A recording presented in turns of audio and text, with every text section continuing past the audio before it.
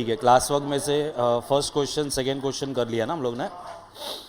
ठीक है, now come to question number 5 पे आ जाओ। पहले question number 5, question number 5 page number है 96। चलो पहले जो हम लोग ने कल किया था वो पूरा थियरी याद है तुम लोग को?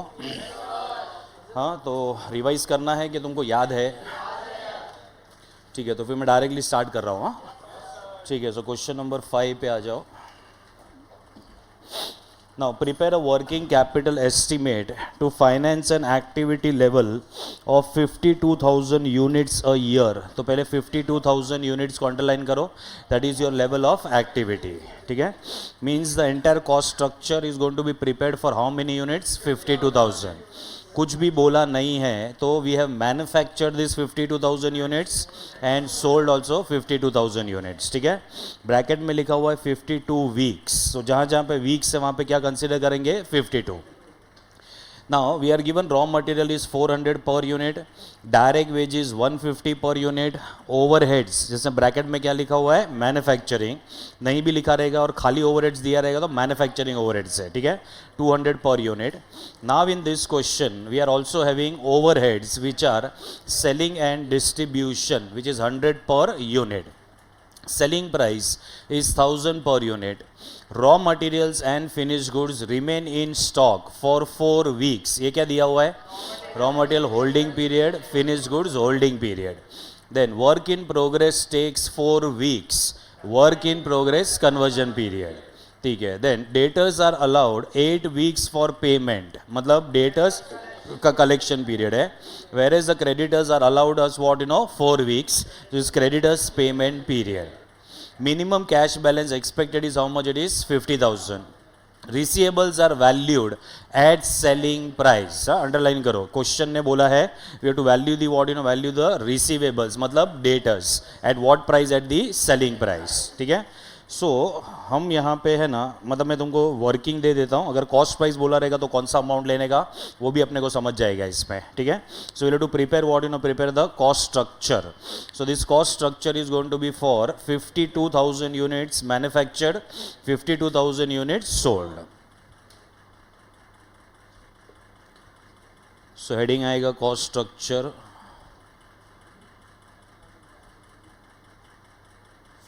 for 52,000 units and 52,000 units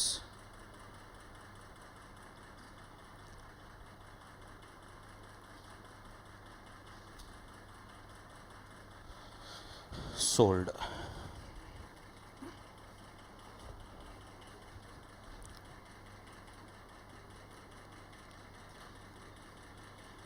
So you'll have particulars,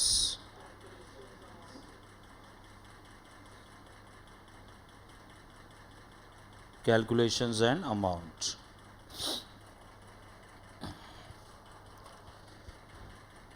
कहाँ से स्टार्ट करेंगे? RMC. So RMC is 52,000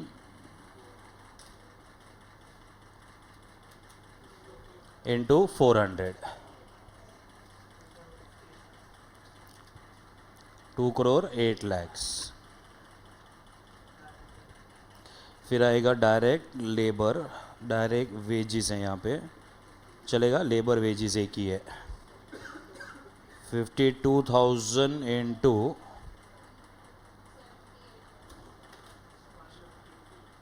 70,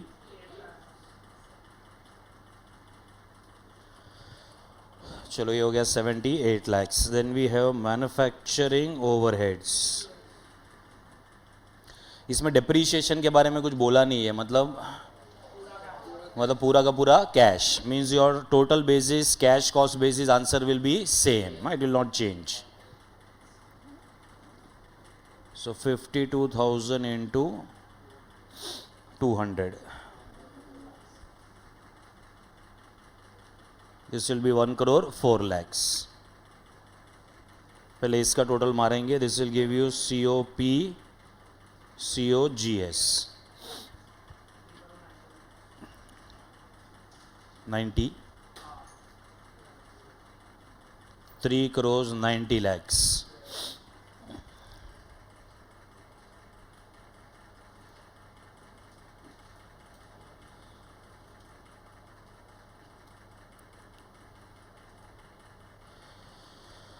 चलो ये हो जाने के बाद में what is the next thing we will have, अभी ये क्वेश्चन के अंदर और एक ओवरहेड्स दिया हुआ है, कौन सा वाला, एस एंड डी, ठीक है। सो इसके अंदर ऐड होएगा वो, so will write here selling overheads. अभी सेलिंग ओवरहेड्स एक्चुअली कितने यूनिट्स के लिए इनकर किया जाता है, for number of units sold. अभी यहाँ पे number of units manufactured sold both are same, ठीक है। तो यहाँ पे भी आएगा 52,000 इंटू 100,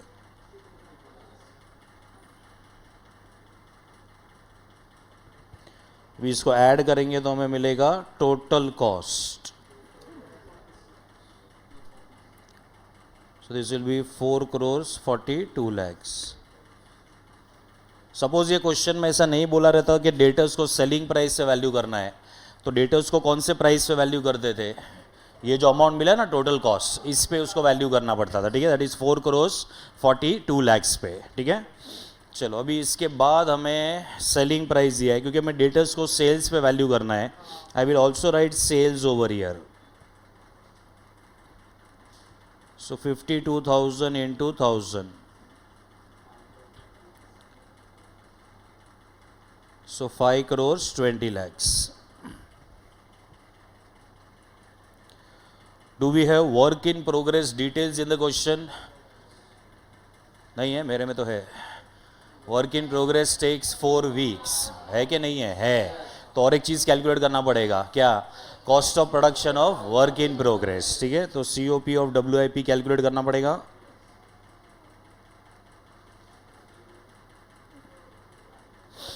तो COP ऑफ WIP के अंदर क्या क्या आएगा, तो RMC आएगा, पहले RMC। तो परसेंटेज नहीं दिया है, तो क्या करने का, 150-50, सो raw material will be 100%, 2,08 lakhs।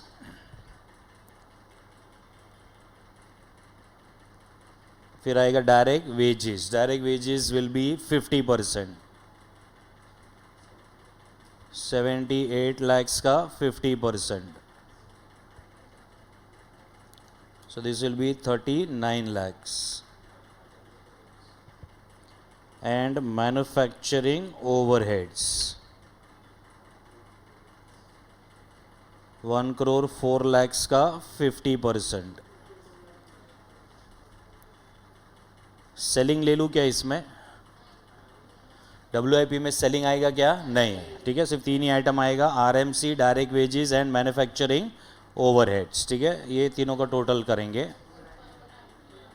2,99 lakhs।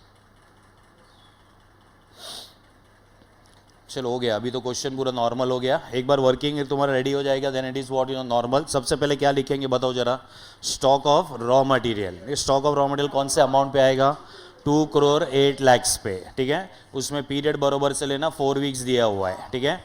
Second आएगा stock of work in progress, ठीक है, दैट इज WIP।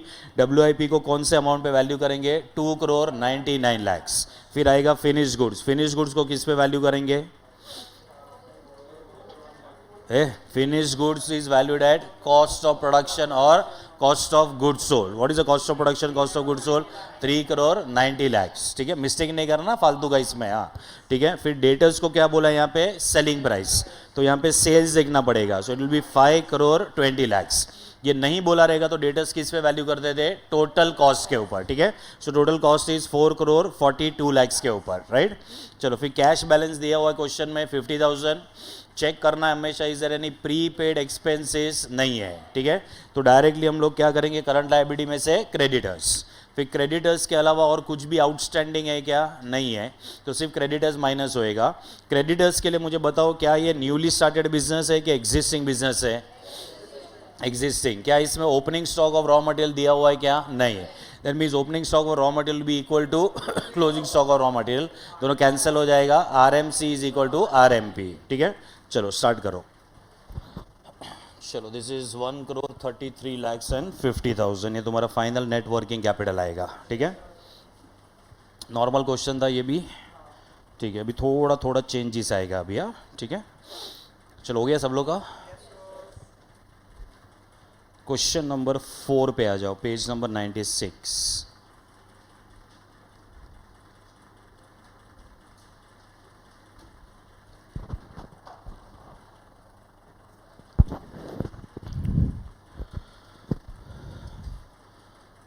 चलो मैं रीड कर रहा हूँ, try to understand, easy question है।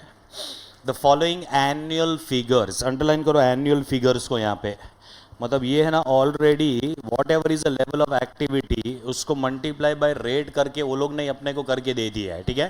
That is called as what figures, annual figures. So the following annual figures relate to XYZ company sales at 2 months credit, मतलब ये 2 months credit मतलब डेटस collection period, ठीक है। Sales का figure दिया है 36 lakhs। Raw material consumed bracket में लिखा है सप्लाईज एक्सटेंड 2 months क्रेडिट, मतलब ये क्या दिया हुआ है, creditors payment period. And what is raw material consumed का फिगर 9 lakhs। वेजेस पेड और ब्रैकेट में लिखा है 1 month लैग इन पेमेंट, मतलब आउटस्टैंडिंग पीरियड 1 महीने का है। And the total wages are 7,20,000, ठीक है। फिर हमें दिया है कैश मैन्युफैक्चरिंग एक्सपेंसेस, अंडरलाइन करो कैश मैन्युफैक्चरिंग एक्सपेंसेस। क्या ये मैन्युफैक्चरिंग एक्सपेंसेस के अंदर डेप्रीशिएशन है कि खाली कैश वाला दिया हुआ है, कैश वाला फिगर है खाली, ठीक है। Okay, so this amount is 9,60,000, bracket में लिखा एक्सपेंसेस आर पेड 1 month इन अरियर, ये भी आउटस्टैंडिंग पीरियड है। Then we are given administrative expenses, वहाँ पे भी लिखा है 1 month लैग इन पेमेंट, ये आउटस्टैंडिंग पीरियड है। And administrative expenses are 2,40,000। Sales promotion expenses paid quarterly in advance, ठीक है, अंडरलाइन करो, ये प्रीपेड में आएगा, right. So quarterly in advance मतलब 3 months in advance, so this will be the part of what, you know, current assets, and the total amount is 1,20,000. The company sells its product on gross profit of 25%, मतलब जो भी sales है उसका 25% gross profit है, मतलब तुम्हारा जो COGS है वो 75% रहेगा, ठीक है। Depreciation is considered as a part of the cost of production, मतलब जो डेप्रीशिएशन है ना, it is a part of the cost of production, मतलब अगर ये क्वेश्चन में कहीं पे भी डेप्रीशिएशन निकला then it is a part of what, you know, cost of production, ठीक है। Then it keeps 1 month stock each of raw materials and finished goods, ये क्या दिया हुआ है, raw material holding period, finished goods holding period, and a cash balance of 1 lakh। Assuming a 20% safety margin, work out the working capital requirements of the company on cash cost basis, मतलब depreciation को consider करके calculate करना है कि without depreciation है, without depreciation। Ignore work in process, ठीक है, मतलब work in process का भी calculation नहीं है, ठीक है। So what is the new thing in the question? पहले तो सब कुछ एनुअल फिगर्स में दिया हुआ है, अब ये पहला क्वेश्चन है जिसमें प्रीपेड आने वाला है, ठीक है। ये लोग बोल रहे हैं कि इसमें डेप्रीशिएशन है, but depreciation is not a part of what, working capital calculation का पार्ट नहीं है, ठीक है। अगर वर्किंग कैपिटल का मतलब अगर वर्किंग कैपिटल कैलकुलेशन का पार्ट नहीं है, मतलब पूरे क्वेश्चन के लिए मैं डेप्रीशिएशन को इग्नोर करना है, ठीक है।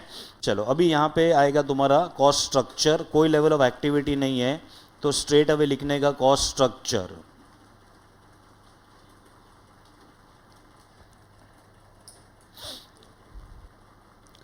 तो सबसे पहले इधर आएगा RMC, ये भी इधर पर्टिकुलर्स और अमाउंट दो ही चीज आएगा खाली।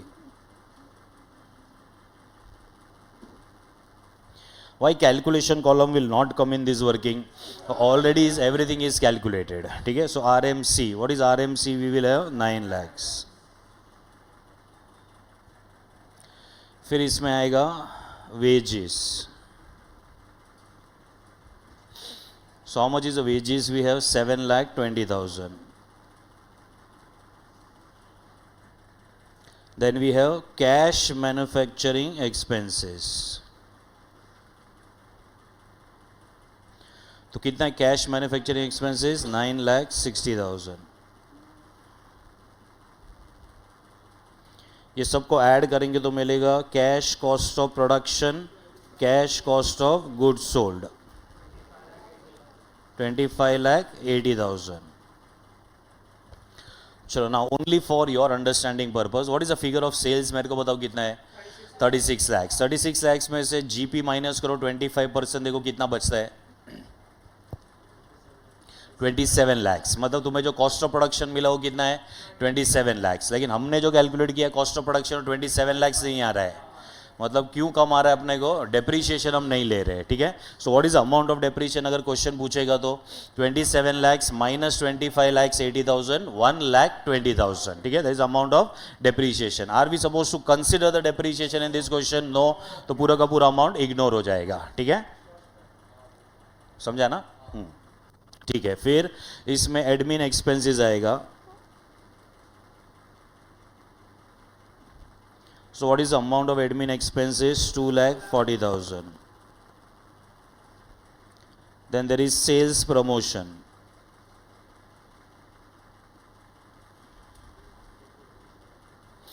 Sales promotion is how much? 1,20,000.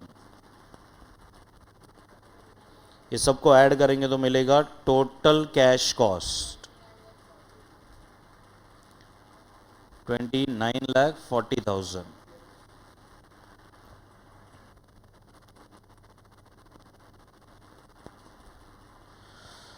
चलो, इसके अलावा और कुछ भी वर्किंग इसके अंदर नहीं है, ठीक है। Now we can start with the what you know with the working capital statement.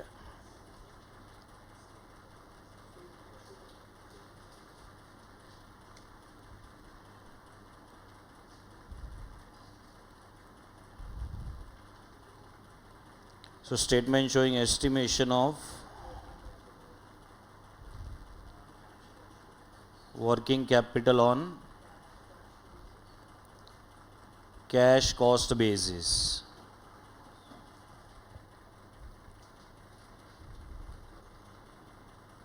So we have particulars, calculations, amount and amount.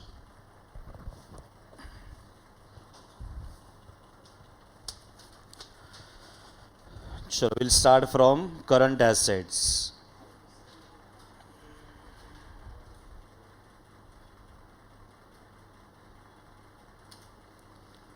First आएगा stock of raw materials. What is the raw material holding period? 1 month, ठीक है, तो 1 month अलग से नीचे दिया हुआ है। उधर मटेरियल कंज्यूम के बाजू में जो 2 मंथ्स दिया है वो क्या है? वो क्रेडिटर्स का पेमेंट पीरियड है, ठीक है। So be very careful in this, ये इसीलिए मिस्टेक होता है ये वाले चैप्टर में, ठीक है। चलो, तो यहाँ पे आएगा तुम्हारा रॉ मटेरियल कंज्यूम्ड का amount is how much? 9 lakhs into 1/12, 75,000। Work in progress नहीं है तो डायरेक्टली लिखना है stock of finished goods. Stock of finished goods किस पे वैल्यू होएगा? 25,80,000। ये भी 1 मंथ है, सो 1/12,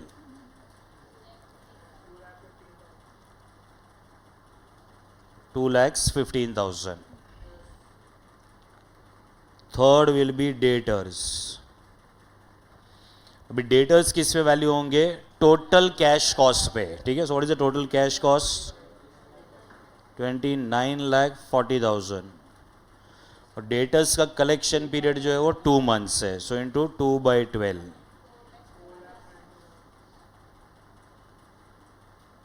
4,90,000। फोर्थ विल बी कैश, ठीक है, हाँ इसके बाद लेंगे। Cash is given to us, cash is 1 lakh। What is new in the question that we don't have to forget over here is prepaid sales promotion expense। Point number 5 के उधर खाली एक छोटा सा स्टार मार्क कर देना।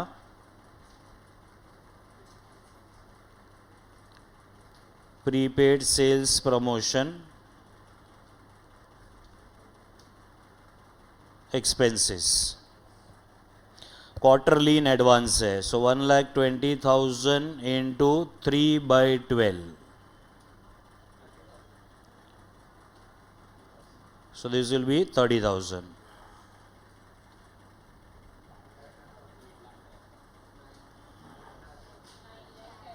चलो, 9,10,000 आएगा इसका gross working capital.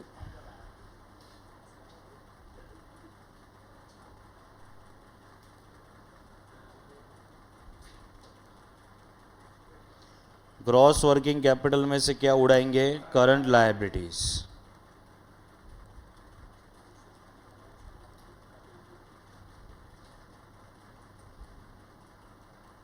First will always be creditors.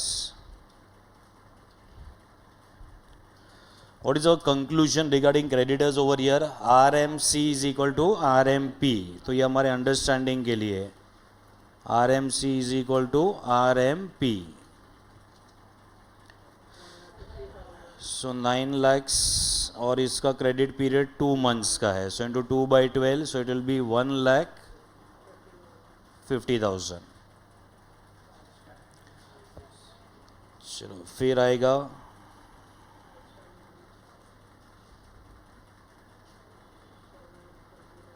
Outstanding wages. कितना? 1 month इन अरियर है ना ये. तो 7,20,000 into 1 by 12,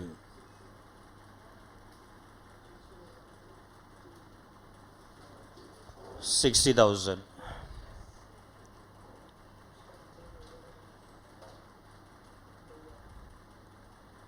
outstanding manufacturing overheads. Manufacturing कितना है? 9,60,000 है. ये भी 1 month आउटस्टैंडिंग है. So this will B 80,000.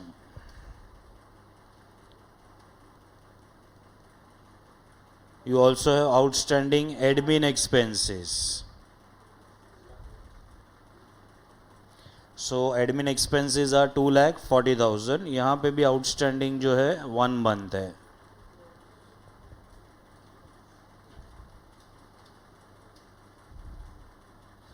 So this will be a total of 20,000. ये सब टोटल करेंगे आएगा 3,10,000.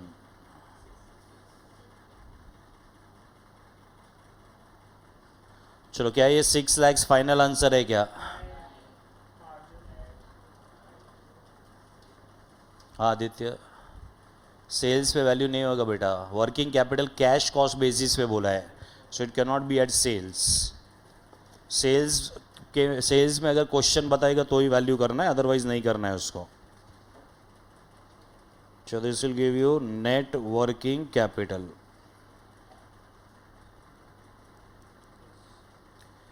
इसमें क्या ऐड करेंगे हम लोग? मार्जिन. क्या नाम दिया वो लोग ने यहाँ पे? Safety margin.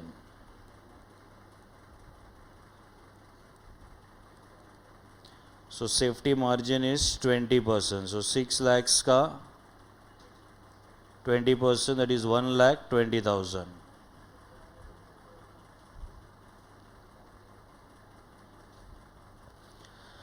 तो आएगा 7,20,000. This is your required net working capital.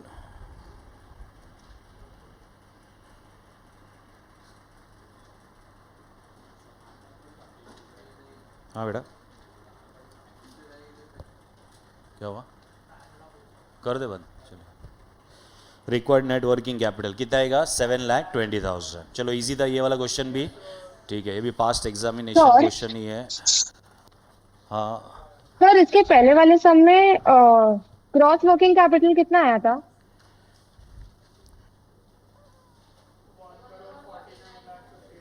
1,49,50,000. Okay sir. तेरे कुछ अलग आया?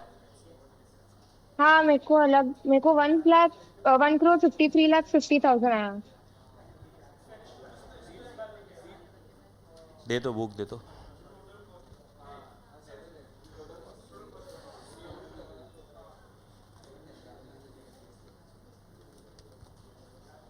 हाँ तो चेक कर. Stock of raw material 16 lakhs है. हाँ उसके बाद में वर्क इन प्रोग्रेस 23 lakhs है. फिनिश हाँ. Goods is 30 lakhs. सीओपी पे अच्छा, वैल्यू ओके होएगा. COP, finish goods will be okay valued at COP और सीओजीएस. वो ओके. एक ही हाँ, रहेगा मिल खाली. गया मिस्टेक. हाँ, फिर डेटर्स 80 है, कैश 50 है, क्रेडिटर्स है हाँ. 16 lakhs. Yes. Thank you sir. हाँ. चलो क्वेश्चन नंबर 3.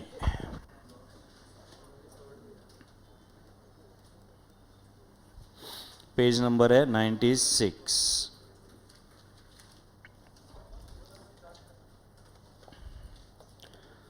चलो इसके बाद हम लोग अलग एरिया में चले जाएंगे ये वाले क्वेश्चन के बाद, ठीक है। नाउ सी डी के limited provides the following information, कुछ इंफॉर्मेशन दिया है। Projected annual materials and labour cost of the company is 7,20,000 and 5,40,000 respectively. मतलब क्या क्या दिया है पहले ये बताओ। एनुअल कॉस्ट दिया है, एनुअल कॉस्ट, ठीक है। एनुअल में क्या क्या दिया है, मटेरियल एंड लेबर, ठीक है। सेकेंड पॉइंट में लिखा है cost of sales consist of material, labour and overhead cost only, लेकिन अभी तक ओवरहेड का अमाउंट अवेलेबल नहीं है। Then production and sales takes place evenly throughout the year, ठीक है। अभी अप्रोप्रिएट टाइम पे मैं तुमको समझाऊंगा कि ये हर एक क्वेश्चन में क्यों लिखा हुआ रहता है, ठीक है। क्योंकि एक क्वेश्चन में तुम मिस्टेक करोगे तभी मेरे को बताना पड़ेगा कि ये अजम्पशन होता है ये चैप्टर के अंदर, ठीक है। Okay, then as per the credit policy of the company, creditors at selling price at 3 months credit will be 4,50,000। पहले ये बताओ कि ये क्या दिया हुआ है, ये डेटर्स दिया है, ये कौन से प्राइस का डेटर्स दिया है, सेलिंग प्राइस, और वहां पे बोला है 3 months क्रेडिट है, ठीक है। So if ask you to calculate the entire year का sales, what will be the entire year का सेल्स, तो 4,50,000 डिवाइड बाय 3 into 12, तो तुम्हें पूरे ईयर का क्या मिल जाएगा, सेल्स मिल जाएगा, ठीक है। चलो कितना आ रहा है, 18 lakhs, ठीक है। उसके बाद का स्टेटमेंट को अंडरलाइन करो। However for working capital statement investment in debtors is to be considered at cost. So what is the meaning of this statement now. मतलब जब भी हम वर्किंग कैपिटल का स्टेटमेंट का प्रिपरेशन करेंगे तो हमें डेटर्स को सेलिंग प्राइस पे लेना है कि कॉस्ट प्राइस पे लेना है, कॉस्ट प्राइस पे लेना है, ठीक है। तो हमें ना पहले पॉइंट नंबर 4 में से ना पहले सेल्स का फिगर मिल जाएगा, ठीक है। फिर सेल्स का फिगर मिल जाएगा, लेकिन वर्किंग कैपिटल कैलकुलेट करने के टाइम पे we don't have to value the debtors at selling price, we have to value the debtors at which price, at the cost price, okay. Then raw material are in stock on an average for 1 month. So raw material holding period.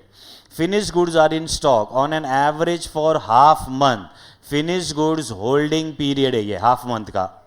Credit allowed by the supplier is 2 months. ये क्या दिया हुआ है, creditors payment period.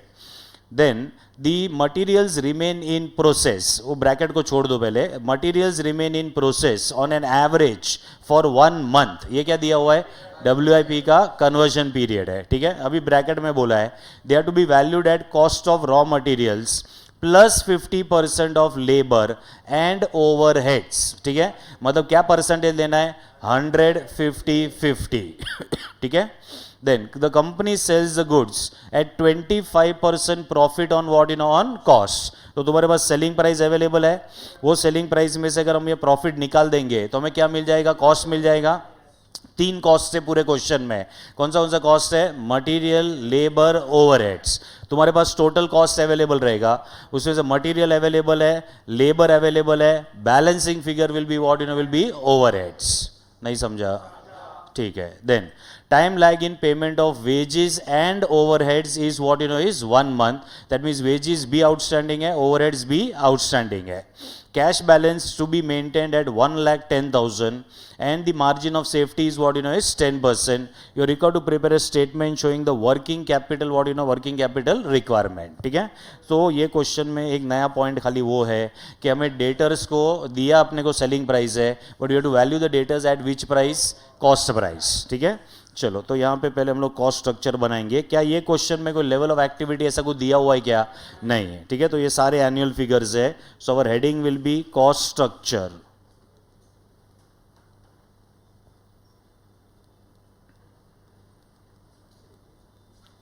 So particulars and what, you know, and rupees.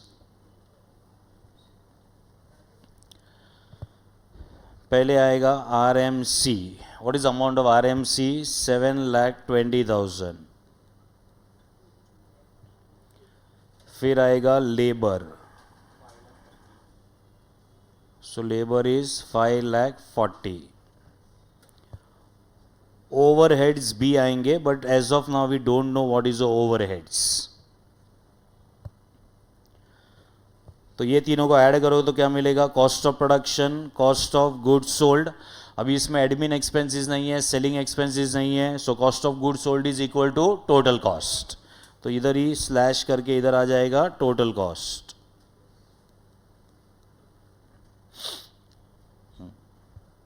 फिर मैं यहाँ पे sales निकाल रहा हूँ पहले, sales. Why we will require sales, क्योंकि हमें टोटल कॉस्ट फाइंड आउट करना है, ठीक है। तो सेल्स के लिए क्या किया जाएगा, तो 4,50,000 divided by what, divided by 3 into 12, 18 lakhs। तो कॉस्ट कितना आएगा मेरे को बताओ। ये लोग बोल रहे 25% प्रॉफिट इज ऑन कॉस्ट। हाँ, संभालना उधर, बराबर है। हाँ, मतलब मुझे बताओ क्या होएगा, कॉस्ट कितना हो जाएगा 100, सो तुम्हारा प्रॉफिट कितना हो जाएगा 25, so selling price will be 125। So like this can you calculate the total cost then, ठीक है। तो क्रॉस मल्टीप्लाई करके यहाँ पे तुम्हारा टोटल कॉस्ट 100 है, profit 25, selling price is 125, so this will be 14,40,000। तो इधर क्रॉस मल्टीप्लिकेशन का अमाउंट लिख देंगे हम लोग। So 18 lakhs divided by 125 into 100। So can I say overheads will be the balancing figure now. कितना है 180 ना, चलो 1,80,000। Do we have work in progress information in the question? Yes. So one more thing we will have to calculate, COP of WIP। चलो RMC आएगा इसके अंदर, which is 7,20,000 का 100%, 720। फिर लेबर 50% है, सो 5,40,000 इंटू 50%, दैट इज 2,70,000।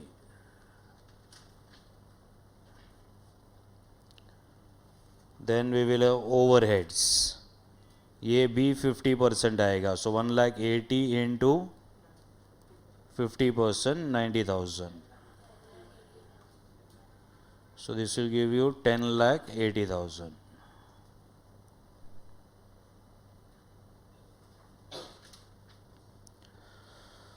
चलो बाकी सब तो दिया हुआ है। हाँ, so can calculate the working capital for this particular question. चलो चेक कर लो, 5,50,000 इज द फाइनल आंसर ना, फाइनल इंक्लूडिंग दैट मार्जिन, ठीक है।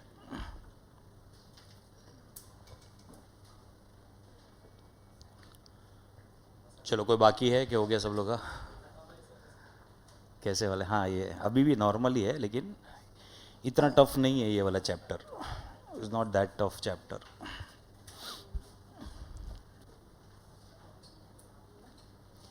हो गया सब लोग का, हो गया, ठीक है। चलो क्वेश्चन नंबर 7 पे आ जाओ, पेज नंबर 97। अभी 4 क्वेश्चन है सेम टाइप के रहेंगे, जैसे अपन अभी किया ना फर्स्ट टाइप, अभी ये सेकंड टाइप के क्वेश्चंस है, ठीक है। उसमें थोड़ा सा चेंजेस आएगा और कुछ नहीं है। देखो, the management of MNP company limited is planning to expand its business and they are consulting you to prepare an estimated working capital statement. The records of the company reveal the following annual information, ठीक है। Annual का मतलब समझ गया ना, अभी level of activity multiplied by rate जो भी रहेगा सब कुछ करके दिया हुआ है तुमको, ठीक है। Now we are having sales. अभी ये क्वेश्चन में ना अगर तुम देखोगे तो सेल्स है ना 2 जगह पे हो रहे हैं, वन इज इन डोमेस्टिक, और डोमेस्टिक का एट 1 मंथ्स क्रेडिट दिया हुआ है, ठीक है। उसके बाद में दिया हुआ है एक्सपोर्ट, और एक्सपोर्ट का बोला it is at 3 months credit. तो कहने से यहाँ पे 2 प्रकार के डेटर्स होंगे, one will be domestic debtors, another will be export debtors, ठीक है। अब ये दोनों का पीरियड अलग अलग है यहाँ पे, ठीक है, मतलब दोनों का कैलकुलेशन अलग अलग करना पड़ेगा। सो अगर दोनों का कैलकुलेशन अलग अलग करना पड़ेगा तो नॉर्मली हम लोग डेटर्स को कौन से अमाउंट के ऊपर वैल्यू करते हैं, टोटल कॉस्ट पे वैल्यू करते हैं, ठीक है। अभी हमें ये क्वेश्चन में, क्योंकि डोमेस्टिक का अलग है एक्सपोर्ट का अलग है, हमें ये टोटल कॉस्ट को ब्रेक करना पड़ेगा 2 पार्ट में, between domestic and what and export, क्योंकि दोनों का पीरियड अलग अलग है ठीक है। चलो फिर मटीरियल्स यूज्ड और ब्रैकेट में दिया है सप्लाईज, नहीं और एक इन्फॉर्मेशन था, वो एक्सपोर्ट के बाजू में ब्रैकेट में लिखा है that the sale price is 10% below the domestic price, ठीक है। मतलब अगर तुम्हारा डोमेस्टिक में गुड्स अगर 100 रुपये में बिक रहा है तो एक्सपोर्ट में वी आर गिविंग 10% डिस्काउंट और 90 रुपीज़ में उसका सेल हो रहा है वहाँ पे, ठीक है। देन मटीरियल्स यूज्ड ब्रैकेट में लिखा है सप्लाईज एक्सटेंड 2 months क्रेडिट, इसका मतलब ये है कि ये क्रेडिटर्स का पेमेंट पीरियड है। Lag in payment of wages half month है, ठीक है। ऐसे हमने कुछ एक क्वेश्चन नंबर 4 में भी सेम देखा था। Then there is lag in payment of manufacturing expenses, bracket में क्या लिखा हुआ है कैश, तो वो भी 1 महीना है। Lag in payment of admin expenses 1 month, ये भी आउटस्टैंडिंग है। Then sales promotion expenses payable quarterly in advance, underline करो उसको, ये प्रीपेड आएगा। Then income tax is payable in 4 installments of which one falls in the next financial year। देखो हम लोग ये जो प्लानिंग कर रहे हो नेक्स्ट ईयर के लिए कर रहे हैं, ठीक है। तो मुझे बताओ अगर नेक्स्ट ईयर में हमें टोटल इनकम टैक्स 2,25,000 का पे करना है तो हम कितने इंस्टॉलमेंट पे करेंगे नेक्स्ट ईयर में, तो हम सिर्फ 3 इंस्टॉलमेंट पे कर पाएंगे। So 1 instalment will be outstanding, it is going to be what outstanding. So there is going to be one more current liability over year which is going to be outstanding income tax, ठीक है। And the amount will be 2,25,000 divide by क्या करना पड़ेगा 4 करना पड़ेगा, तो एक instalment outstanding रह जाएगा तुम्हारा, ठीक है। चलो देन हाँ देखो इनकम टैक्स नेक्स्ट ईयर अपने को कितना पे करना है टोटल 2,25,000। उसमें बोला है कि इनकम टैक्स जो है 4 इंस्टॉलमेंट में पे करना है, उसमें से एक इंस्टॉलमेंट है ना वो नेक्स्ट फाइनेंशियल ईयर में जाएगा। तो इन the next year how much amount of the income tax you will pay, तो 3 इंस्टॉलमेंट का पेमेंट हो जाएगा और एक इंस्टॉलमेंट आउटस्टैंडिंग रह जाएगा। मतलब एक इंस्टॉलमेंट जो आउटस्टैंडिंग रहेगा that will be shown as what current liabilities, तो उतने अमाउंट का अपने को रिलीफ मिल जाएगा। हाँ मतलब नेक्स्ट ईयर में, फिर उसके भी नेक्स्ट ईयर में एक लास्ट वाला इंस्टॉलमेंट बचेगा जो अपने को दिखेगा आउटस्टैंडिंग करके, ठीक है। चलो then we are having rate of gross profit is 20%, ignore work in progress and depreciation. अभी डेप्रीशिएशन को इग्नोर करने के लिए बोला है, मतलब working capital cash cost basis पे निकालना है, ठीक है। Then the company keeps 1 month stock of raw materials and the finished goods each। ये क्या दिया हुआ है raw material holding period and finished goods holding period, and it believes in keeping 2,50,000 available to it including the overdraft limit of 75,000 not yet utilized by the company। चलो ये क्या information है बताओ जरा। अच्छा 2,50,000 is a requirement of the cash, लेकिन ये 2,50,000 के अंदर क्या होना चाहिए ओवरड्राफ्ट। कितने का ओवरड्राफ्ट होना चाहिए 75। Have we utilise the overdraft और we not utilise over not utilise, ठीक है। So what will be the hard cash with the company 2,50,000 minus 75,000, ये हार्ड कैश रहेगा, ठीक है। अच्छा सपोज अगर हम ये ओवरड्राफ्ट ले लेते थे, मतलब हमने यूटिलाइज कर लिया रहता था, तो तुम्हारा कैश 2,50,000 आता था, लेकिन करंट लायबिलिटी में अलग से क्या दिखाना पड़ता था ओवरड्राफ्ट, ठीक है। Because you already utilise the what utilise the overdraft. क्या हमने यहाँ पे ओवरड्राफ्ट को यूटिलाइज किया है क्या, नहीं। So what is a hard cash, hard cash will be 250 minus 75 1,75,000, okay. Then the management is also of the opinion to make 12% margin for contingencies on the computed figure, ठीक है। तो ये अपना नॉर्मल जो है 12% सेफ्टी मार्जिन या contingency margin आ जाएगा। You are required to prepare the estimated working capital statement for the next year, ठीक है।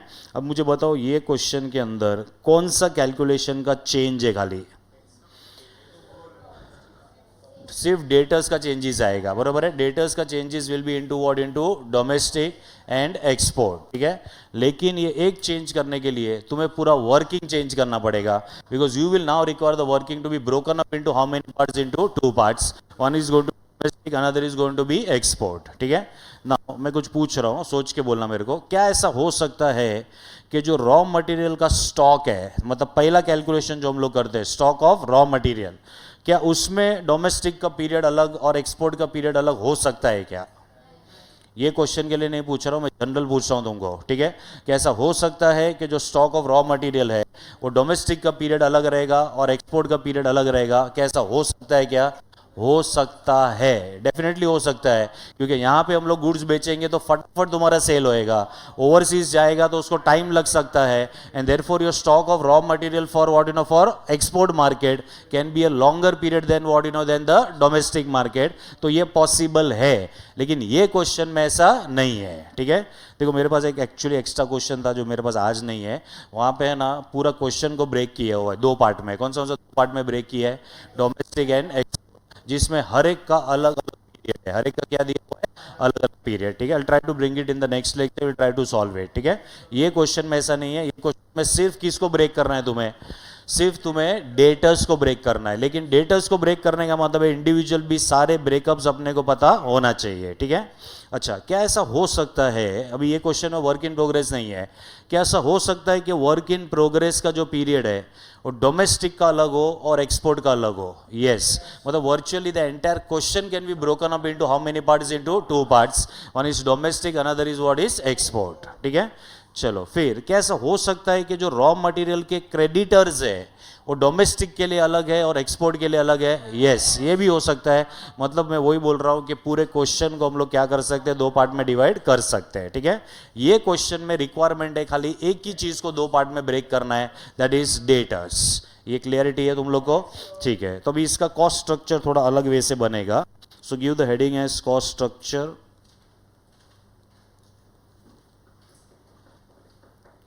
We will have particulars,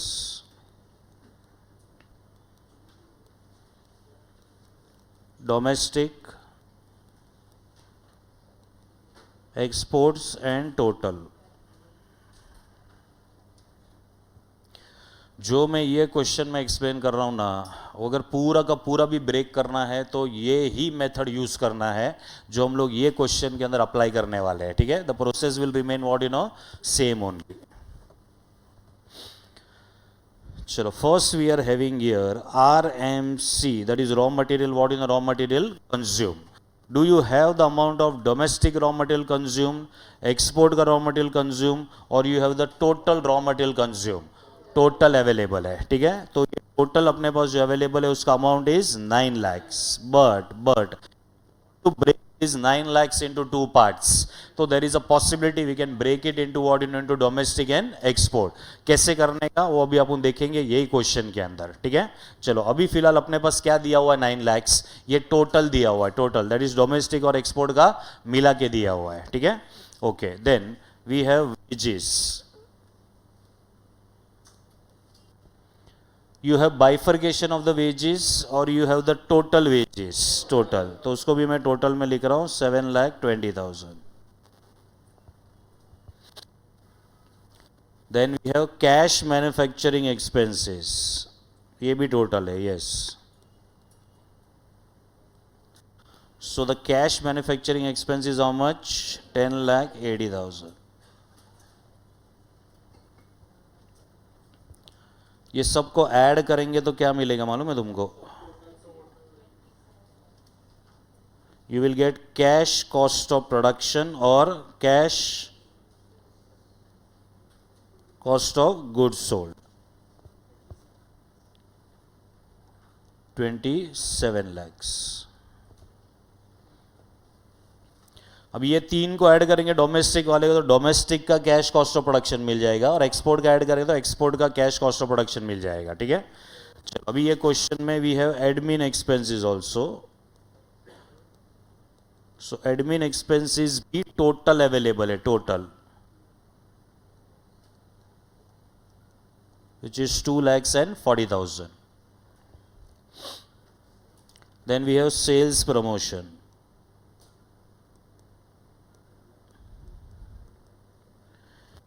he total में अवेलेबल है 1,50,000। अभी हम ये तीनों को ऐड करेंगे तो हमें मिलेगा टोटल कैश कॉस्ट 20 lakhs 90,000।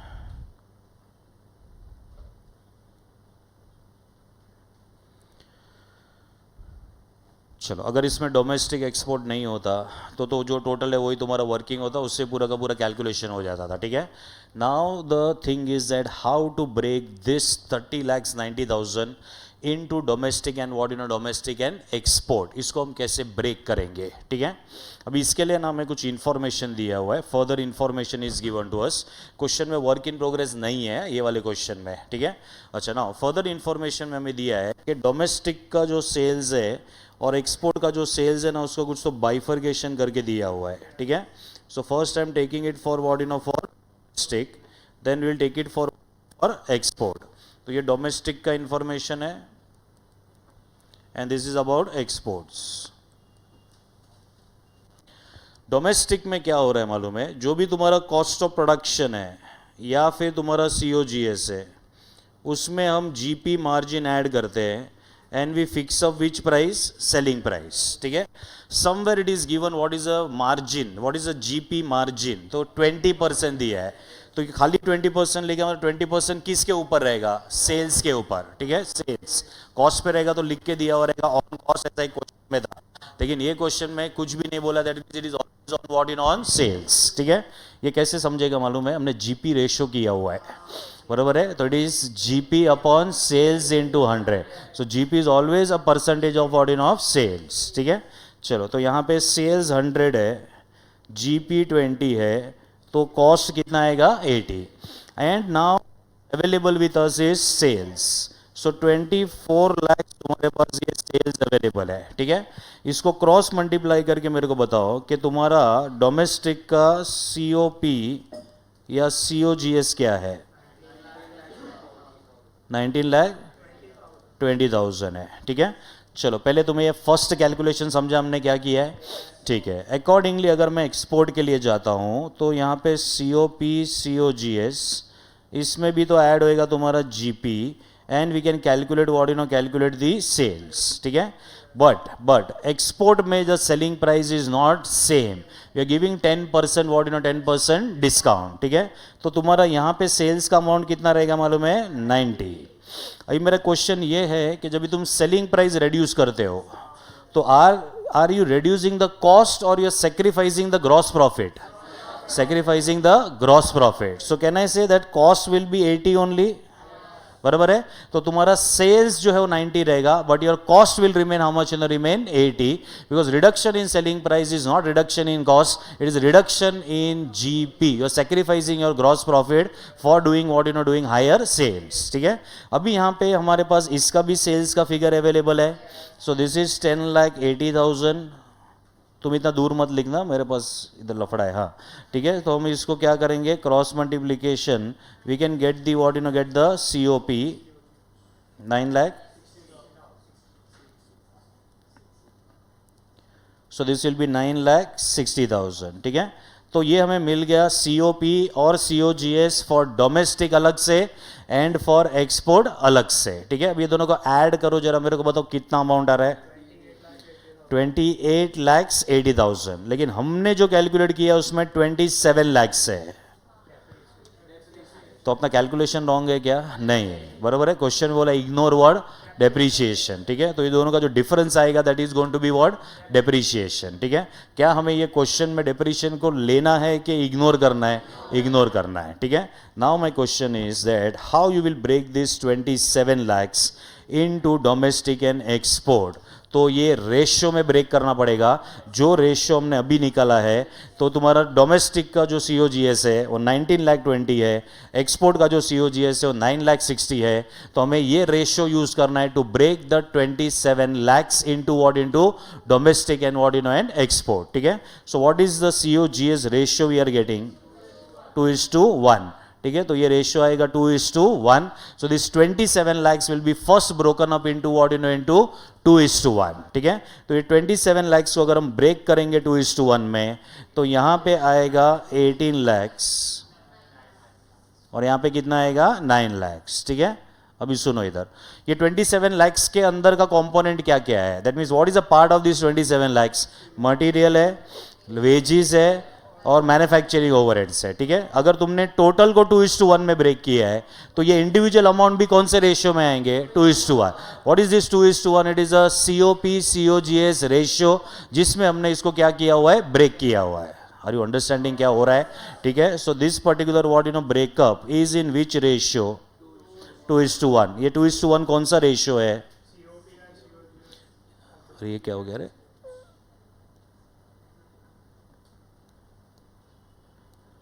हाँ। सो what is this particular bifurcation, this is your 2:1, ठीक है।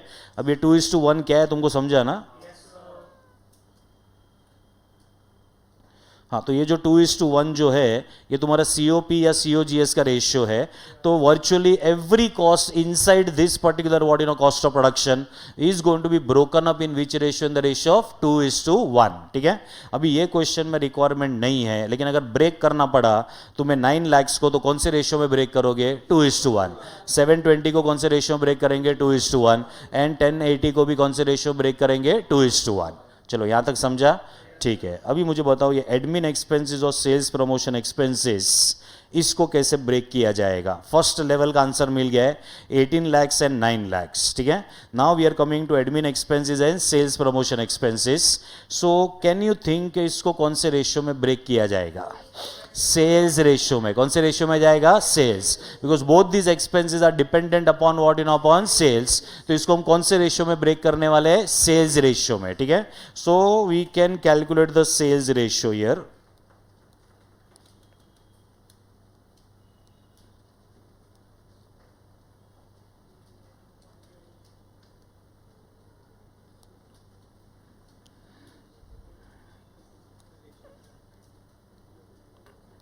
So what is going to be the sales ratio, बताओ जरा। सेल्स का अमाउंट कितना है यहाँ पे, नहीं नहीं इधर कितना है, 24 है ना। सो दिस इज 24 lakhs और यहाँ पे कितना है, 10,80,000, ठीक है। अब ये डायरेक्टली डिविजिबल नहीं है यहाँ पे, तो इसको रिड्यूस कर देना, ठीक है। इसको रिड्यूस करेंगे तो रेशियो आएगा 20:9, ठीक है। So this is your sales ratio 20:9। मतलब तुम्हारा जो ये दोनों एक्सपेंस है, admin expenses and sales promotion expense, this is going to be broken up in which ratio, in the ratio of 20:9। तो इसको हम ब्रेक करेंगे in SR. What is SR here? Sales ratio. And the sales ratio will be 20:9, ठीक है। अभी तुम्हें इसको individually break करना है तो इंडिविजुअली ब्रेक करो, या ये दोनों का टोटल करके ब्रेक करना है तो टोटल करके ब्रेक करो, it will make no difference, ठीक है। चलो तो इसको हम लोग सपोज टोटल करके ब्रेक करते हैं, तो ये टोटल आएगा 3,90,000। तो 3,90,000 को 20:9 में ब्रेक करेंगे तो वैल्यूज मिल जाएगा,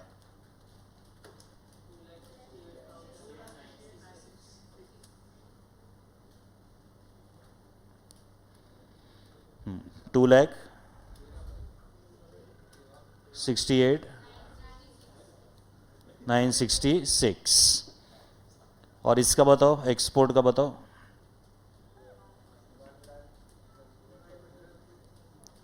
121।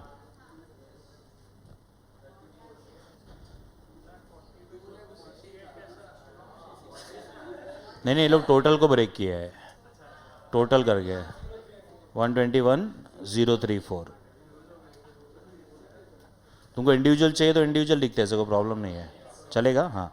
चलो सो टोटल कॉस्ट यहाँ पे आएगा 20,68,966 और यहाँ पे आएगा 10,21,034। ये हमें मिल गया total cost of domestic and the total cost of what of export broken up into what into these two parts, ठीक है।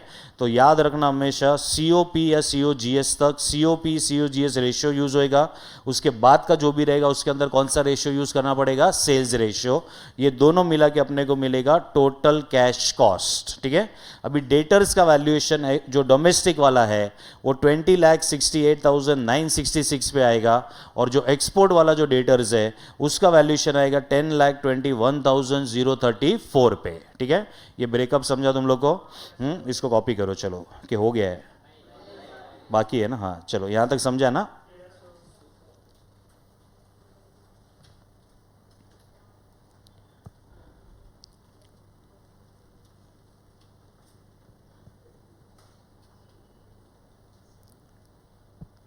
क्या चाहिए बेटा, क्या चाहिए? 3,90,000 है, उसको डिवाइड बाई 29 इंटू 20 करेंगे तो डोमेस्टिक का फिगर आ जाएगा। उसको रेशियो में डिवाइड किया है खाली।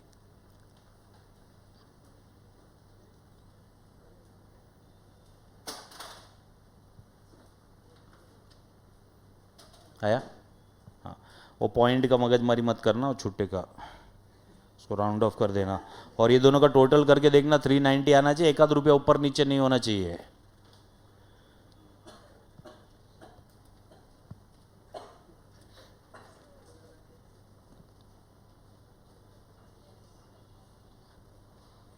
हाँ यश, सेल्स और एडमिन और सेल्स को अलग अलग लिखना है तो लिख सकते हो बेटा।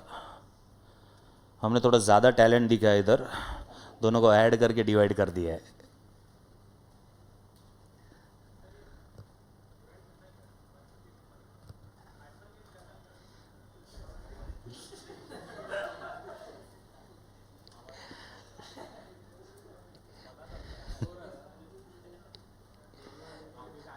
ये तो मैं पढ़ के ही नहीं आया था। अरे डेटर्स है ना, डेटर्स डोमेस्टिक के अलग है, एक्सपोर्ट के अलग है। डेटर्स कौन से प्राइस पे वैल्यू होते हैं? टोटल कैश कॉस्ट, बरोबर है। Now you have total cash cost of the total, but you don't have the breakup ना, तो इसको ब्रेक करने के लिए इसको डिवाइड करना पड़ेगा।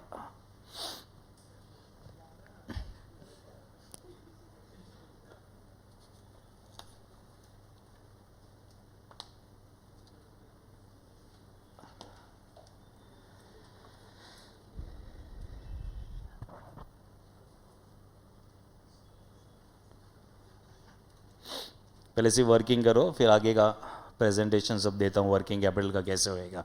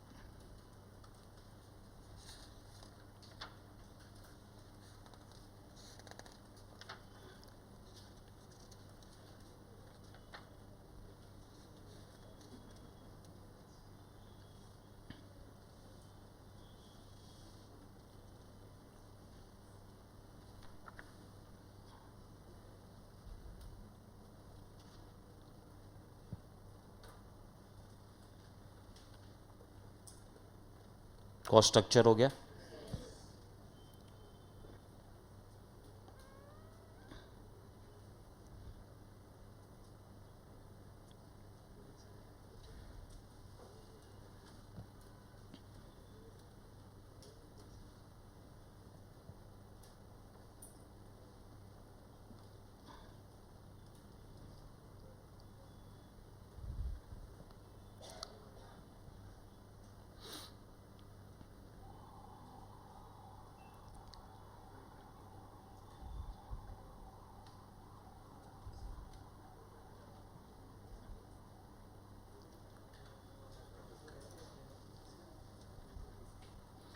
Okay, this is cross multiplication.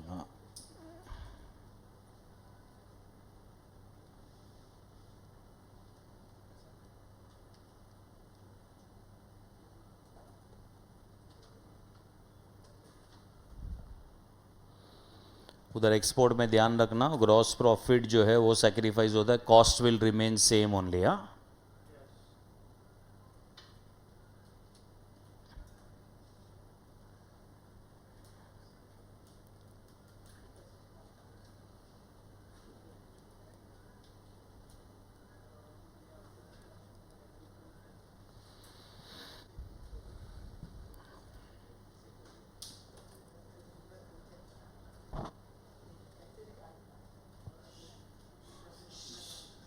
क्या हुआ? वर्किंग चाहिए कुछ? क्या चाहिए? चलो हुआ ये, ठीक है। वर्किंग कैपिटल का स्टेटमेंट रेडी करो।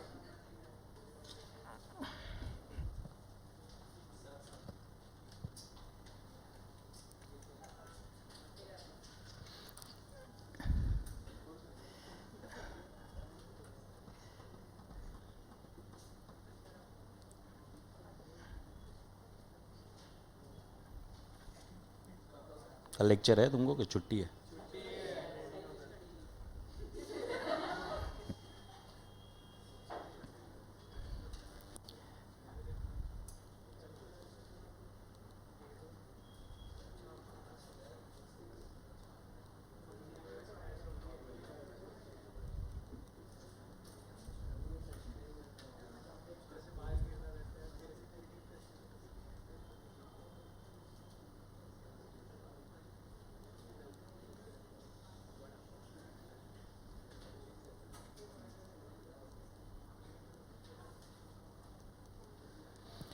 चलो, statement showing estimation of working capital on cash cost basis.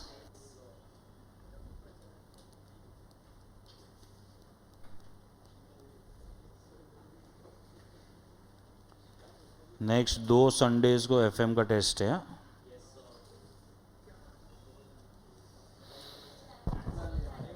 Jain का भी है ऑब्वियसली।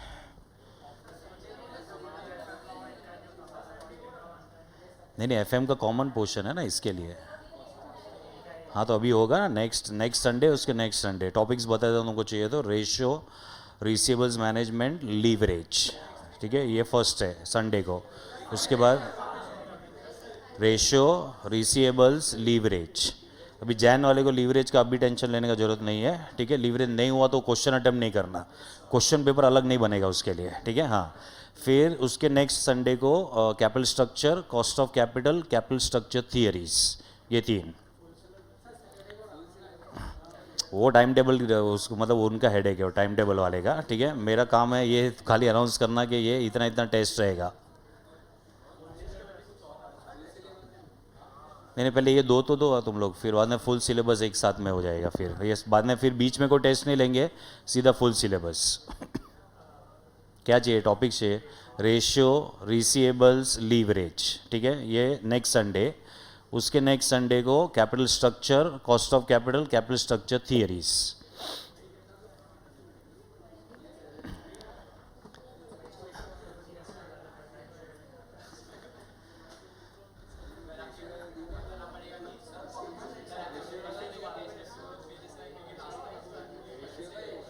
नहीं, मेरे ख्याल से टाइम टेबल में आएगा इस बार।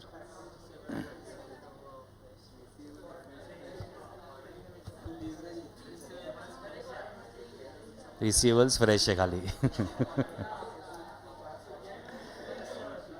एक्चुअली तुम्हारे लिए तो मैं कैपिटल बजटिंग, डिविडेंड पॉलिसी भी डाल सकता था, लेकिन उधर बोरीवली में नहीं हुआ है। बोरीवली में आज कैपिटल स्ट्रक्चर थियरीज चालू हुआ। हाँ, इधर बहुत नहीं, यहाँ पे ज़्यादा हुआ था। तो उनका अभी कल है लेक्चर मेरा उनका, तो कल कैपिटल बजटिंग चालू होएगा उधर, जस्ट स्टार्ट होएगा। चलो, will start with current assets.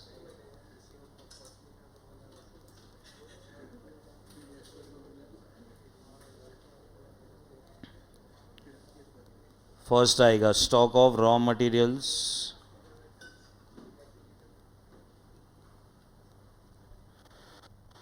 अभी स्टॉक ऑफ रॉ मटेरियल्स में हमारे पास आरएमसी अवेलेबल है। रॉ मटेरियल का होल्डिंग पीरियड 1 मंथ का है, so this will B 9 lakhs into 1/12, 75,000।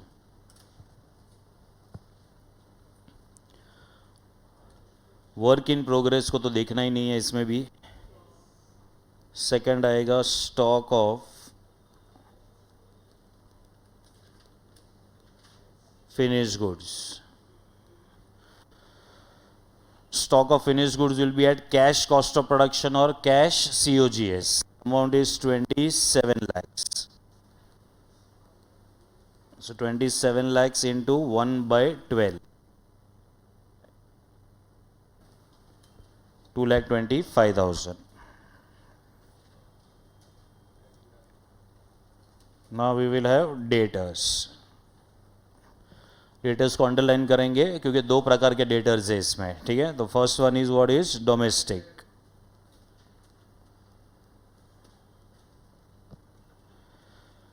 With debtors का वैल्यूएशन किस पे होता है? टोटल कैश कॉस्ट पे. तो क्या तुम्हारे पास डोमेस्टिक का टोटल कैश कॉस्ट है? यस, 20,68,966.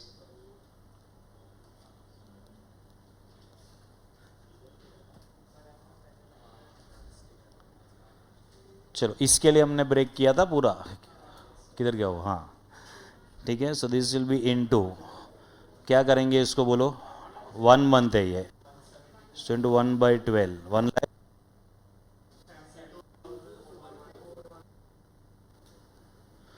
चलो, 1,72,414 ये हो गया डोमेस्टिक का. एक्सपोर्ट का 10,03,034. इनका 3 मंथ्स है.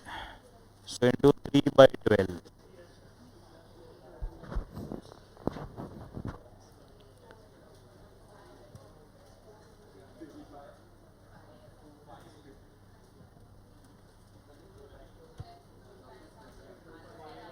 $255. चलो, 2,55,259. दिस इज एक्सपोर्ट का डेटर्स. फिर इधर आएगा कैश. कैश में क्या लिखेंगे हम लोग? 2,50,000 माइनस 75,000. सो 1,75,000 ये कैश का रिक्वायरमेंट हो जाएगा. चेक करो कोई प्रीपेड एक्सपेंस है क्या? है, सेल्स प्रमोशन एक्सपेंस है यहाँ पे. So prepaid sales promotion expense. Now prepaid sales promotion expense amount is 1,50,000. It is quarterly in advance. बराबर है. So into 3/12.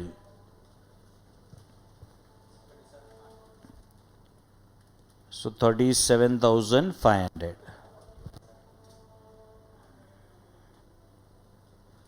9 lakh 40,173. So this is 9,40,173 gross working capital.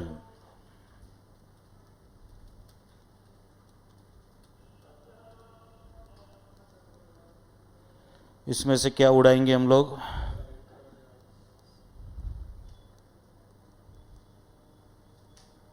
Current liabilities में first item will always be creditors. Newly started business और existing business? existing. Is the opening stock of raw material anywhere given to us in the question? No. ठीक है, means your RMC is equal to RMP.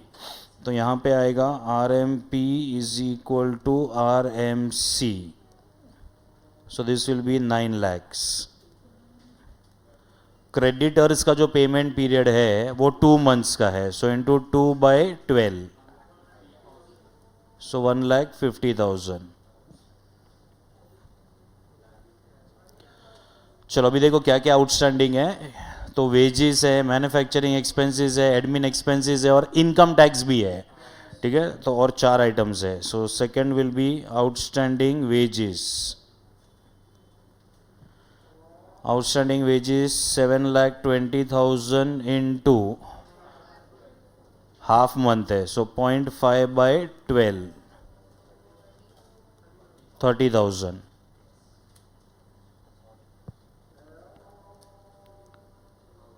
Outstanding admin expenses, sorry manufacturing है पहले.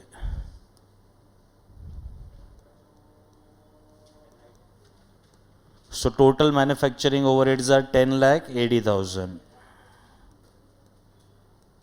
into 1/12. So this will be 90,000.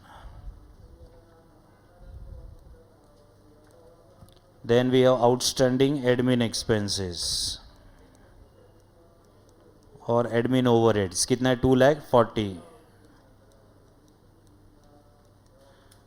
ये भी 1 month का है, so this will be 20,000. Don't forget that outstanding income tax. So outstanding income tax. So outstanding income tax will be 2,25,000 into 1/4. 50.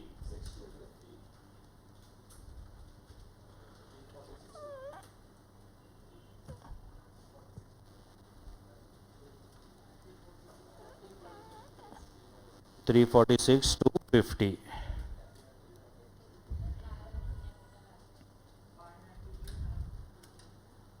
593.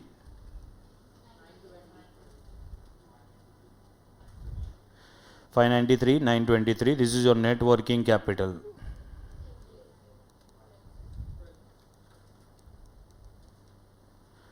इसमें margin add करेंगे, बरोबर है? कितना परसेंट है मार्जिन? 12.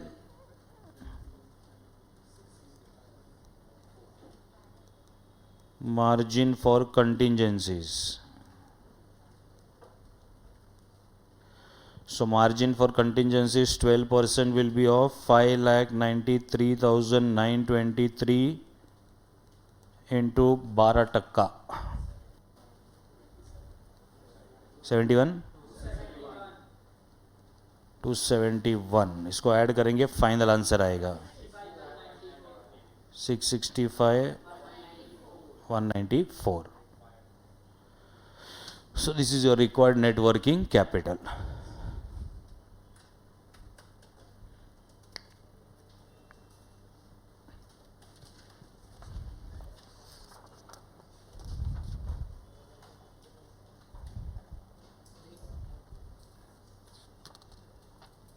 क्या हुआ? ब्रेक चाहिए?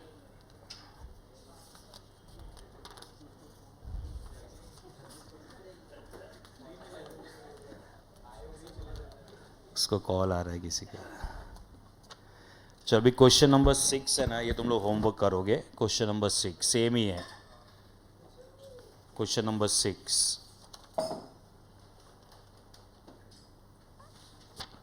और एक क्वेश्चन सेम है, लेकिन मैं चाहता हूँ तुम लोग वो अभी करो अभी.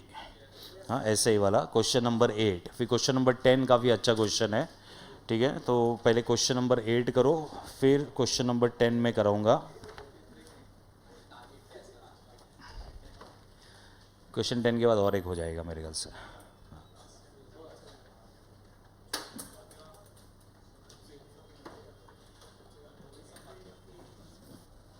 नेक्स्ट वीक ख़त्म FM. मैंने बोल दिया मेरे को 4 लेक्चर चाहिए, 4 लेक्चर में ख़त्म हो जाएगा.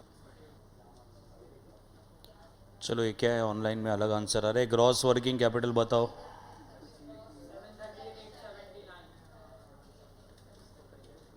$738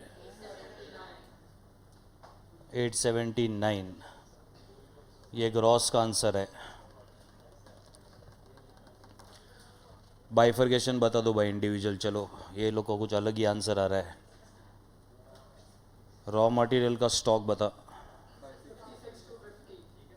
56 250. WIP इग्नोर करना है. Finish goods 1,65,000. फिर डेटर्स के अंदर डोमेस्टिक 126,810. एक्सपोर्ट 187,694. उसके बाद कैश है 175. फिर प्रीपेड है कुछ,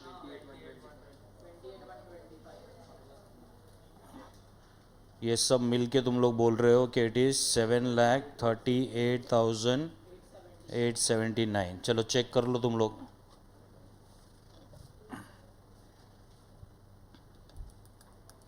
इधर वाले को ये आंसर आ रहा है कि नहीं बराबर से? हाँ.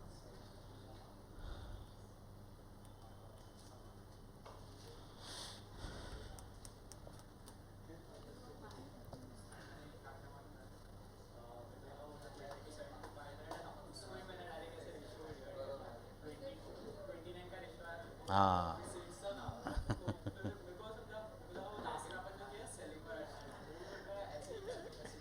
डायरेक्ट किया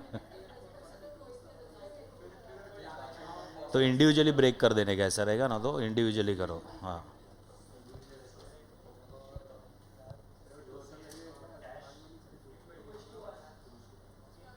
COGS रेशियो वही आएगा, 2:1 ही आएगा इसमें, एंड सेल्स रेशियो 20:9 आएगा सेम।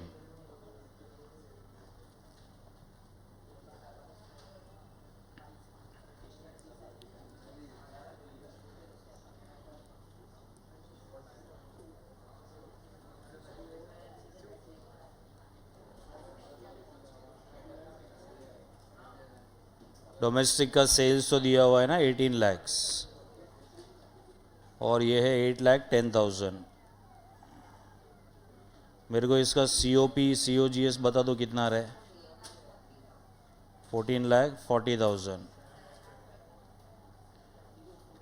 7,20,000, तो ये रेशो आएगा 2:1, और ये सेल्स रेशो 20:9।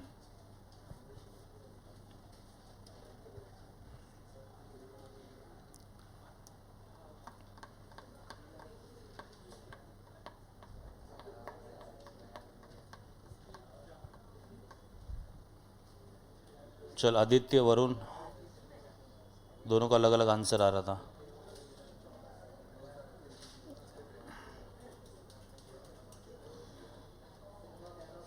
आ गया ना? हाँ ठीक है।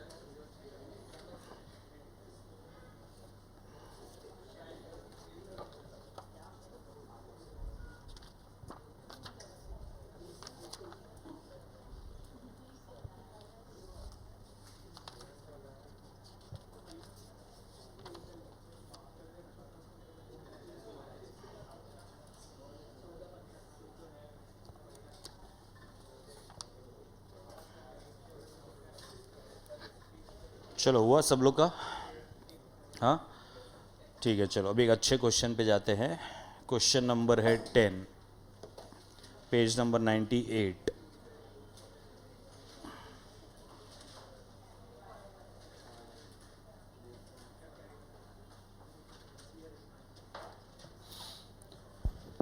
चलो, question number 10, page number 98। Start करूं? चलो देखो क्या दिया है। AHP limited furnishes you with the following details with the request to calculate the estimated working capital requirement on total basis। ठीक है, अंडरलाइन करो, total basis for the year 2011-2012। ठीक है, अब ये टोटल बेसिस कभी काम का रहेगा अगर डेप्रीशिएशन रहेगा तो ये काम का है। ठीक है, अदरवाइज ये कुछ काम का नहीं है। ठीक है, अदरवाइज क्योंकि डेप्रीशिएशन नहीं रहेगा तो टोटल और कैश वाले का आंसर सेम ही आने वाला है। ठीक है, ओके। देन क्रेडिट का इंफॉर्मेशन दिया है, 2 months credit to the domestic customer and 3 months to the overseas buyers. ठीक है, मतलब ये क्या इंफॉर्मेशन दिया है तुम लोग को? डोमेस्टिक का ये तुमको कलेक्शन पीरियड दिया है, एंड तुम्हें ओवरसीज मतलब एक्सपोर्ट का कलेक्शन पीरियड दिया हुआ है। ठीक है, suppliers to give 1 month credit, मतलब ये है क्रेडिटर्स पेमेंट पीरियड जो कॉमन पीरियड है। Then we are having time lag, 1 month in respect of all the expenses except the sales promotion expenses which are payable in advance on quarterly basis। मतलब जितने भी expenses रहेंगे question में सारे के सारे आउटस्टैंडिंग रहेंगे एक्सेप्ट ओनली वन। कौन सा वाला? सेल्स प्रमोशन, वो आउटस्टैंडिंग नहीं है, दैट इज व्हाट? प्रीपेड। ठीक है, बाकी सारे एक्सपेंसेस का जो आउटस्टैंडिंग पीरियड है 1 month का है। Then the projected figures for the year 2011-12, उसमें डोमेस्टिक सेल्स का फिगर दिया 1,80,000, एक्सपोर्ट सेल्स का दिया हुआ है 36,000। Then we are given wages, then we are given manufacturing expenses, administrative expenses, sales promotion expenses. Point number 3 में RMC मिसिंग है। So what is missing over here is RMC, that is raw material consume. अभी आज ही हमने question किया था, अगर तुमको याद रहेगा तो क्वेश्चन नंबर, हाँ, ओवरहेड्स हमने कैलकुलेट किया था। वैसे हम लोग यहाँ पे क्या कैलकुलेट करेंगे? हम लोग यहाँ पे RMC का कैलकुलेशन करेंगे, which will be the balancing figure. Okay, then inventories to be maintained as follows, raw material 1 month for domestic and 2 months for export supplies. ठीक है, मतलब ये क्वेश्चन में स्टॉक ऑफ रॉ मटेरियल भी 2 part में divide किया जाएगा, domestic and what you know and export. Finish goods में भी ऐसे ही है, 1 month for domestic and 3 months for what you know for export supplies. मतलब stock of raw material 2 part में रहेगा, स्टॉक ऑफ फिनिश गुड्स भी क्या रहेगा, 2 पार्ट में. Then the gross profit is to be maintained at 25% on what you know on sales, while the overseas buyers are to be allowed a special 10% discount. इसका मतलब समझ गया ना अभी, ठीक है. देन पॉइंट नंबर 6 को एक स्टार मार्क करो, नया है तुम्हारे लिए. स्पेशल पैकिंग क्रेडिट लिमिट्स, ठीक है. अभी उधर क्रेडिट लिमिट्स को अंडरलाइन करो. क्रेडिट लिमिट्स मतलब ये हमें रिलीफ मिलने वाला है. क्या मिलने वाला है, relief. So this is your current liabilities, it is your current liabilities. So हमें एक पैकेजिंग में अपने को यहाँ पे रिलीफ मिलेगा. Are available on 90% of export stock of raw materials plus debtors. Plus plus उधर प्रिंट नहीं हुआ है. देखो मतलब क्या है मालूम है, यहाँ पे ना हमको एक रिलीफ मिलने वाला है. ये जो रिलीफ है ये स्पेशल पैकेजिंग क्रेडिट लिमिट्स है. उसका अमाउंट कैसे कैलकुलेट करने के लिए बोला है. So it is going to be 90% of, it is going to be 90% of stock of raw material का जो अमाउंट आएगा ना एक्सपोर्ट का, उसका प्लस जो एक्सपोर्ट का डेटर्स आएगा, वो दोनों को ऐड करके जो अमाउंट आएगा उसका 90% अपने को क्या मिलने वाला है, रिलीफ मिलेगा. ठीक है. तो जो हमने ऊपर कैलकुलेशंस किया रहेगा उसी का टोटल लेके उसका 90% we have to consider this as what you know as our current liability, because we are going to get some relief out of this particular amount. Okay. An additional cash balance is to be maintained as safety margin, which is equivalent to 10% of the total working capital. Underline करो उसको. What do you mean by total working capital means? Final जो रहेगा ना required, ठीक है, उसका 10% है. तो वापस इसमें लास्ट में क्या करना पड़ेगा, क्रॉस मल्टीप्लिकेशन, और ये कैलकुलेट करना पड़ेगा that what is going to be the additional cash balance as safety margin. ठीक है. तो यहाँ पे ना ये क्वेश्चन में हम कैश को कैश के जगह पे नहीं लिखेंगे. Cash will B return in the place of what you no safety margin. ठीक है. You are required to prepare the estimated working capital statement for what you know for the next year. ठीक है. तो यहाँ पे भी अपने को क्वेश्चन को ब्रेक करना पड़ेगा 2 पार्ट में. That is going to be domestic and what and export. So will give the heading as cost structure,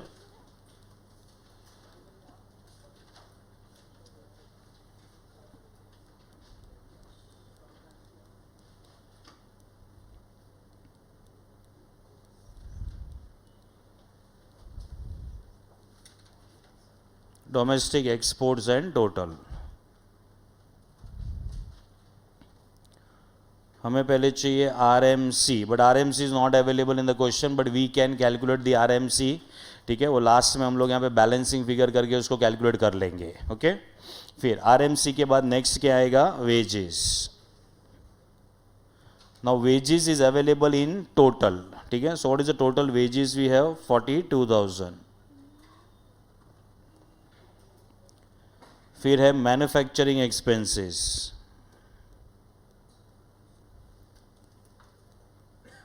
ये भी टोटल में अवेलेबल है. How much it is, 57,000.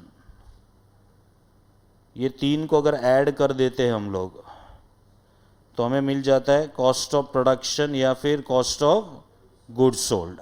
फिलहाल ये फिगर अपने पास अवेलेबल नहीं है. फिर आएगा एडमिन एक्सपेंसेस, ये भी टोटल में अवेलेबल है 60,000. Then we are having sales promotion,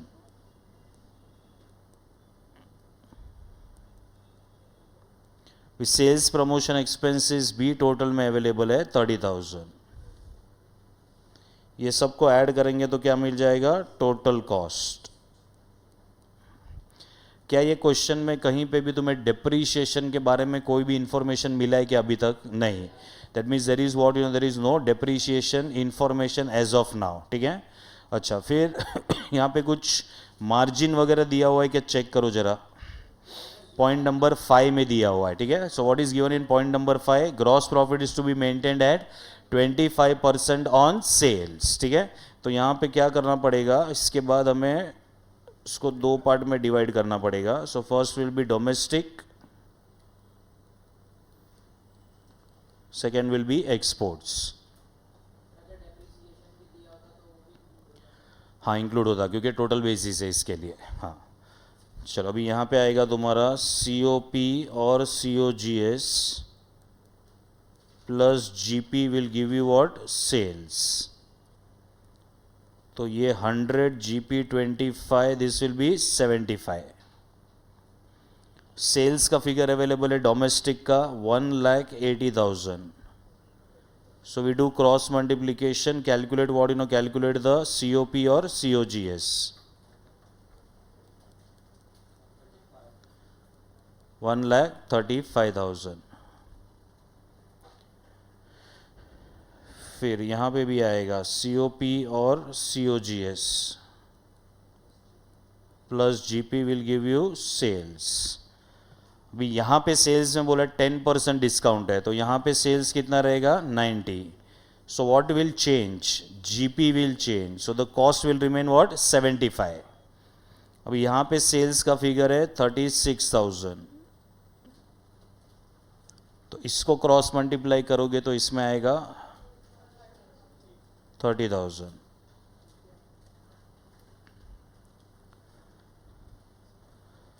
So what is the total cost of production or COGS?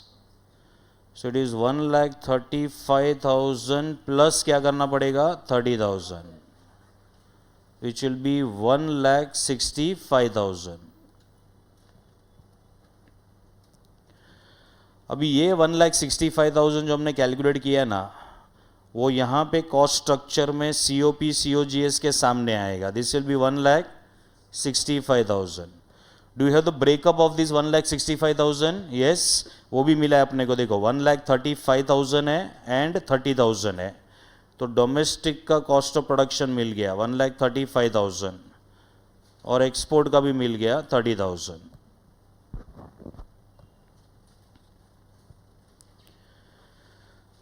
Now can we go reverse and calculate what is the RMC over here?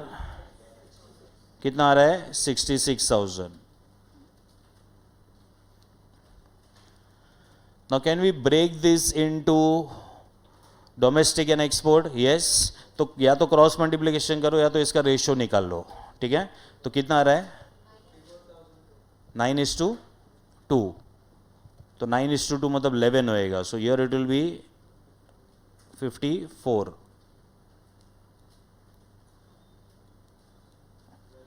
और यहाँ पे आएगा 12।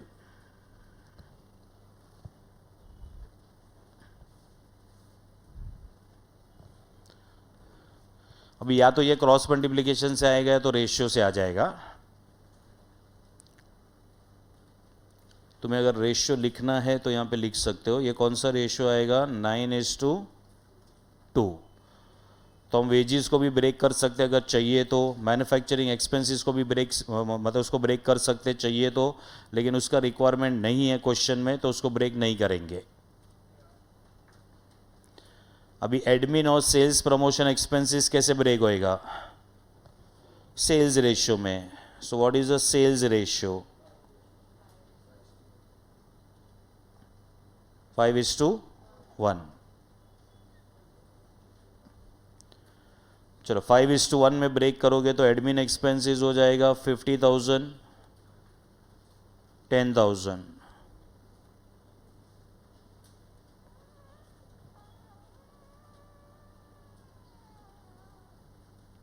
और ये आ जाएगा 25,000 and 5,000। सो इसका total cost कितना आ रहा है, 2 लाख।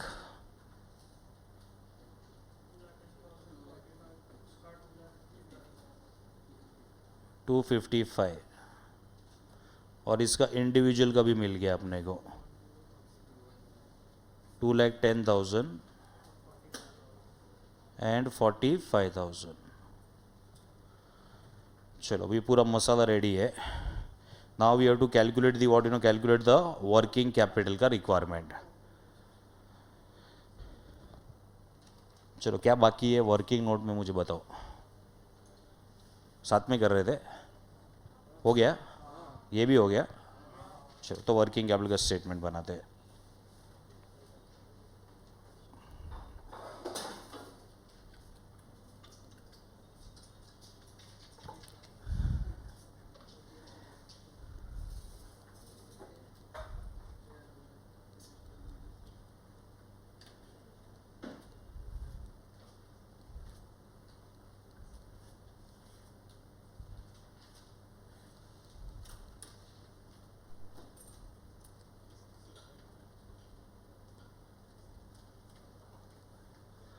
चलो टोटल बेसिस, बेसिकली कोई डिफरेंस नहीं है।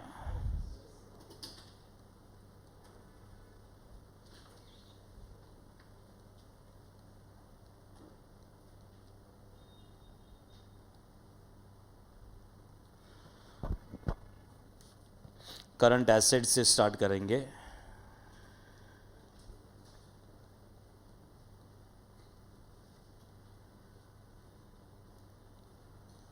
फर्स्ट आएगा stock of raw materials.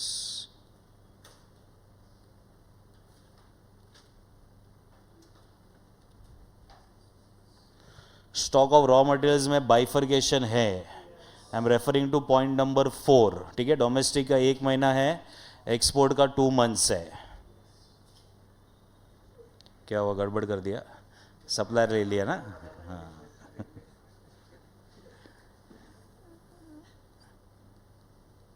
So domestic and exports. अभी डोमेस्टिक का आरएमसी तुम्हारे पास अवेलेबल है, 54,000 है वो, और ये 1 मंथ है, सो 1/12, 4,500। और एक्सपोर्ट का 12,000 और इसका 2 मंथ्स है, तो 2,000 आएगा।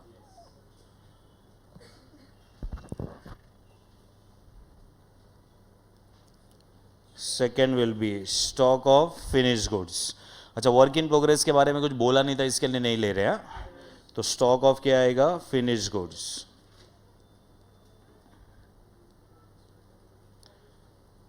इसको भी ब्रेक करना पड़ेगा।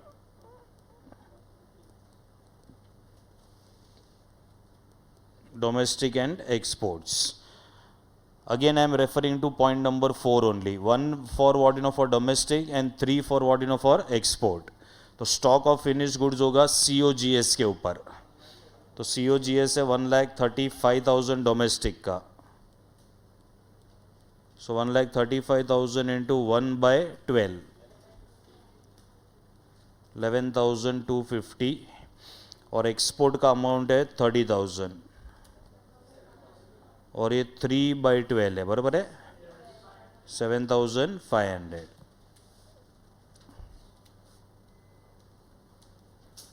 Third will be debtors. अभी डेटर्स को भी ब्रेक करना पड़ेगा। सो this will B domestic and exports. With debtors में क्या दिया हुआ है? डेटर्स में I am referring two point number 1, 2 months for what you know for domestic and 3 months for what you know for overseas buyers, ठीक है। Debtors को कौन से प्राइस पे वैल्यू करेंगे? टोटल कॉस्ट पे। So total cost is 2,10,000 for domestic,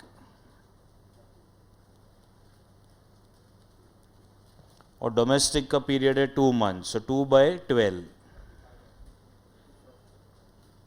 35,000। Export का total cost कितना था? 45,000। उसका कितना मंथ्स है? 3 months, so into 3/12, 11,250।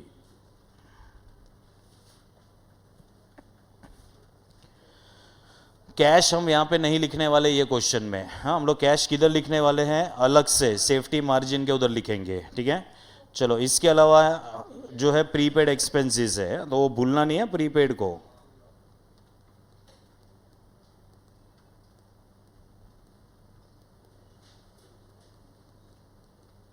Prepaid sales promotion, it is quarterly in advance. Sales promotion expenses are 30,000, quarterly will be 3/12, कितना? Sorry, 7,500। चलो, इसके अलावा और कोई भी करंट एसेट नहीं है, तो we take the total, go to the outer column.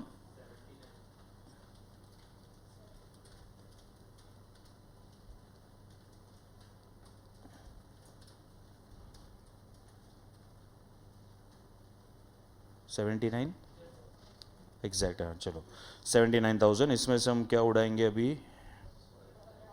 Current liabilities.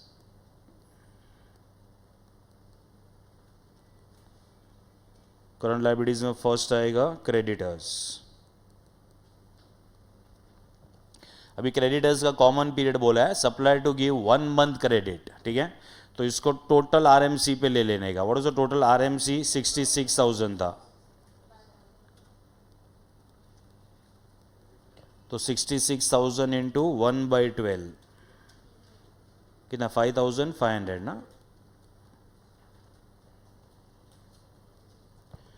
फिर आएगा आउटस्टैंडिंग वेजेस। वेजेस कितना है? 42,000।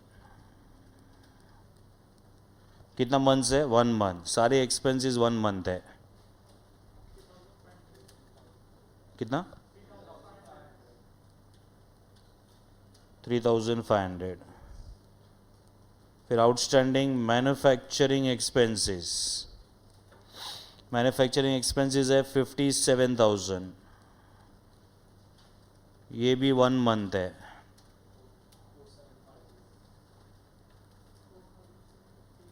$4,750।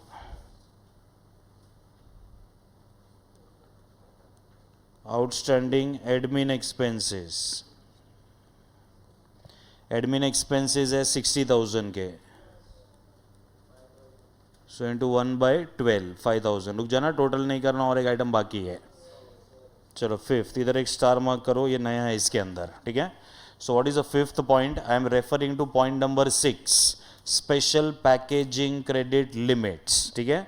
तो यहाँ पे आएगा स्पेशल क्रेडिट लिमिट्स।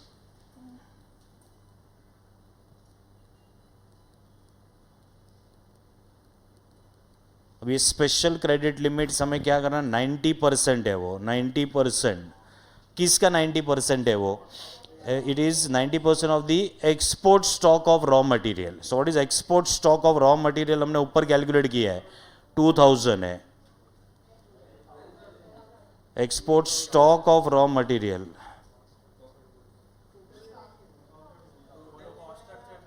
नहीं, कॉस्ट स्ट्रक्चर में थोड़ी ना आएगा, स्टॉक ऑफ रॉ मटेरियल बोला है, रॉ मटेरियल कंजम्पशन थोड़ी ना बोला है। Export stock of raw material, what is export stock of raw material year? 2000, and plus उसके अंदर क्या करना है? वो एक्सपोर्ट के डेटर्स का अमाउंट ऐड करना है। So what is export debtors? भी है 11,250। तो ये दोनों को ऐड करना है और इसका 90% लेना है।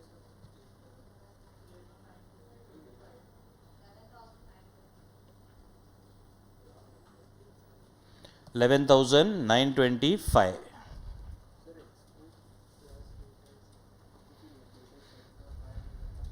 एक्सपोर्ट का डेटर कितना है अपना? 7,500 है, सॉरी एक्सपोर्ट है सब, एक्सपोर्ट एक्सपोर्ट। तो ये आएगा 7,500। अरे क्या कर रहे हैं अपन, ज़्यादा हो गया लगता है आज सबका। बरोबर था ना? ब्रेक दे देना चाहिए था लगता है। कितना था? 11,000।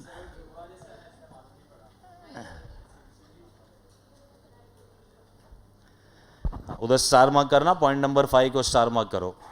सो 2000 is export stock of raw material, और एक्सपोर्ट डेटर्स का जो अमाउंट है वो 11,250 है। ये दोनों का एडिशन का 90% is a special credit limits, ठीक है। तो 11,925, इसके अलावा और कुछ भी नहीं है। 30,000,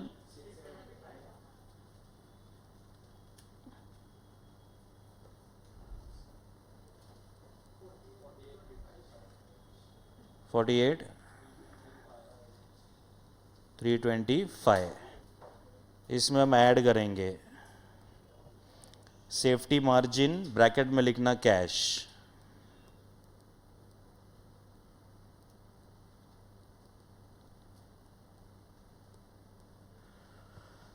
तो हमें क्या मिल जाएगा? टोटल वर्किंग कैपिटल मिल जाएगा। ये लोग ने जो स्टेटमेंट यूज किया है, total working capital. So total working capital is including this margin. So ये टोटल वर्किंग कैपिटल है। अभी यहाँ पे हमें जो मार्जिन है उसका परसेंटेज कितना दिया हुआ है? 10%। सो can I say that the total working capital will be 100, this will B 10, so this will B 90। तो अभी क्रॉस मल्टीप्लाई करके कैलकुलेट करो मार्जिन कितना है और तुम्हारा टोटल वर्किंग कैपिटल कितना है। मार्जिन है 5369 इज द मार्जिन, 53,694 ये क्या हो जाएगा तुम्हारा टोटल वर्किंग कैपिटल।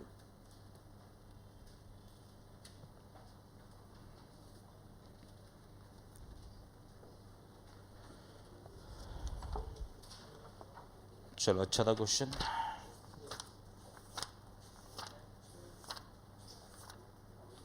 सर अगर ये क्वेश्चन में ग्रॉस वर्किंग कैपिटल चाहिए तो कैश वाला ऐड करना पड़ेगा। किसमें?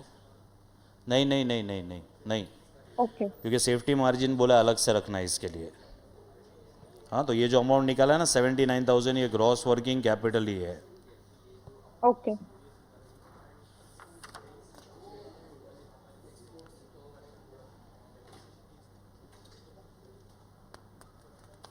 चलो एक लास्ट क्वेश्चन करते हैं आज के लिए।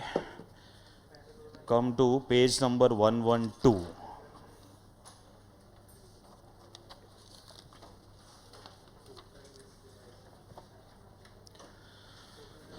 Page number 112 question number 2।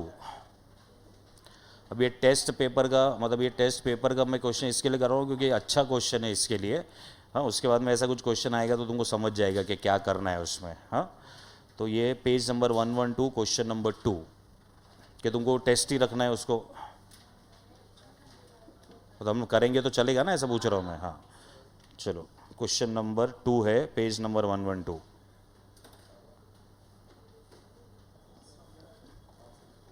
चलो देखो क्या दिया है इसमें। एक मिनट रुको मुझे ज़रा चेक करने दो, इसके आगे का सब बरोबर अपन ने किया है ना, वही लाइंस पे है ना। ऊपर और एक था वर्किंग कैपिटल का क्वेश्चन।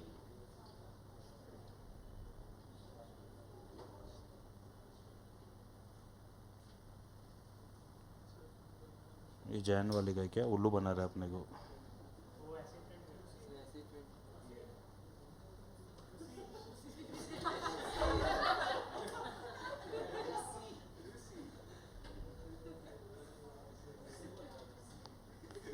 लिखा तो जैन 21 ही है। चलो छोड़ो, मेरे पास एक्चुअली सेम ऐसे ही एक टाइप का क्वेश्चन है। चलो इसको जाने दो, अपन दूसरा क्वेश्चन देखते हैं। इसमें लेवल ऑफ एक्टिविटी होना चाहिए जो दिया नहीं है एक्चुअली में, ठीक है, तो वो शायद से प्रिंट नहीं हुआ है। चलो मतलब अगर तुमको अगर ये टेस्ट में आ गया तो भी गलत क्वेश्चन हो जाएगा ना, you will expect full marks. ठीक है चलो अपन एक न्यूली स्टार्टेड बिजनेस का एक क्वेश्चन सॉल्व कर लेते हैं, then we can wind up.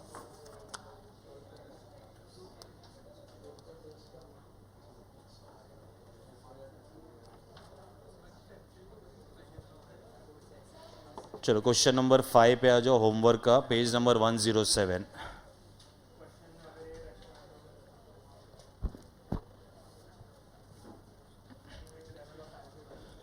Level of activity print नहीं हुआ है, वो उधर होना चाहिए वो। चलो question number 5 page number 107।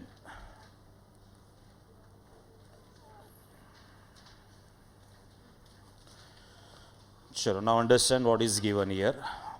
We are given that ZHP Limited is a newly incorporated company. Underline करो उसको, newly incorporated company.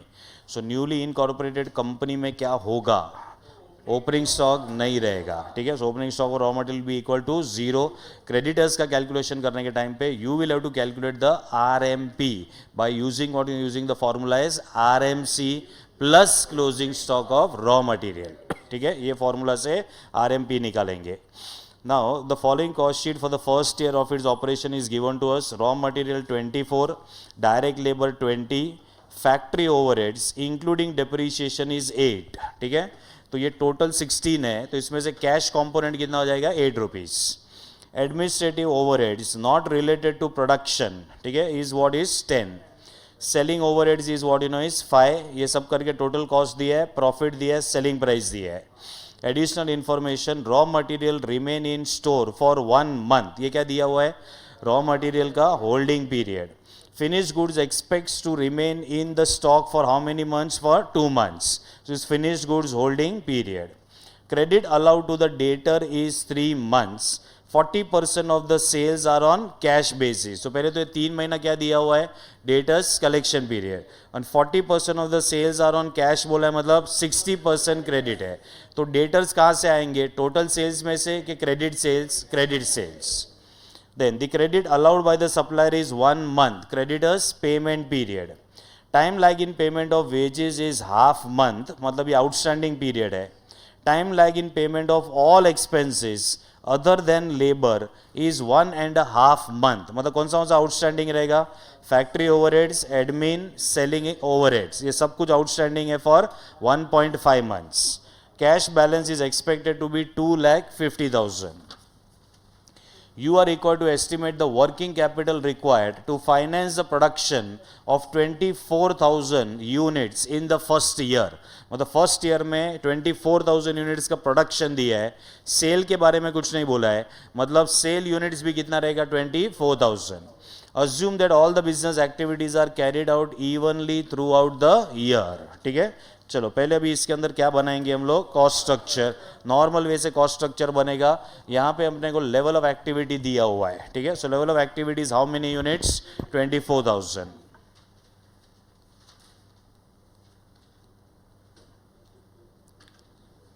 So cost structure for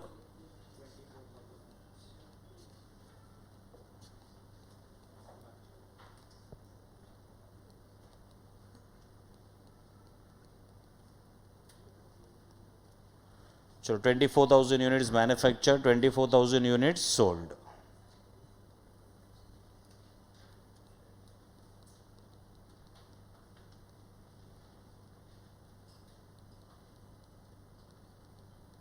so particulars calculation and amount.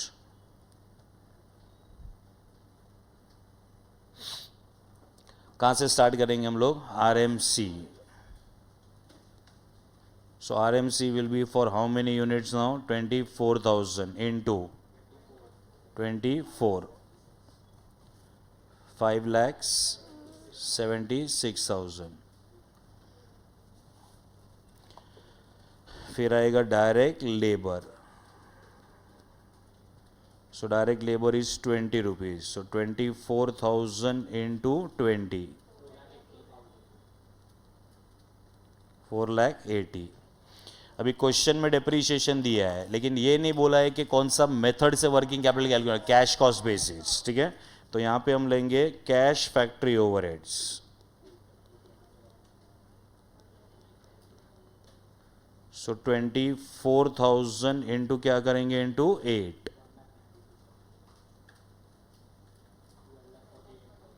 1,92,000.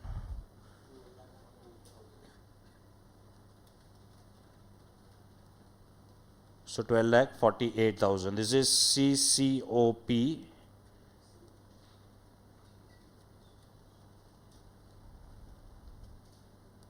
या कैश COGS, 12,48,000.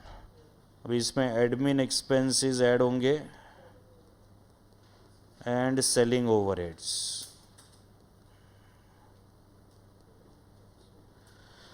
अभी actually admin expenses and selling overheads are incurred for number of units which are sold, ठीक है. तो ये same है, ये क्वेश्चन में. अभी ध्यान रखना, अभी आगे नेक्स्ट लेक्चर में अपन जो करेंगे ना उसमें ये अलग अलग हो जाएंगे, ठीक है. So here it is 24,000 into admin कितना है, 10,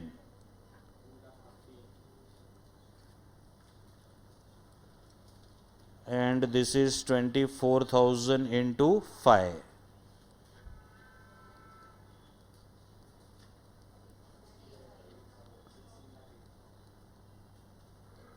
80,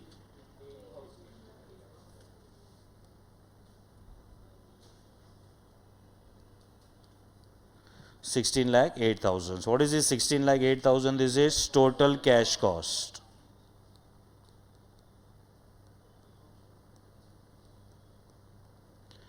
अभी ये जो टोटल कैश कॉस्ट है तो 24,000 यूनिट्स का है ना, तो डेटर्स क्या 24,000 यूनिट से आए हैं क्या? नहीं, debtors are responsible only for 60%, ठीक है। तो यहाँ पे निकालना पड़ेगा total cash cost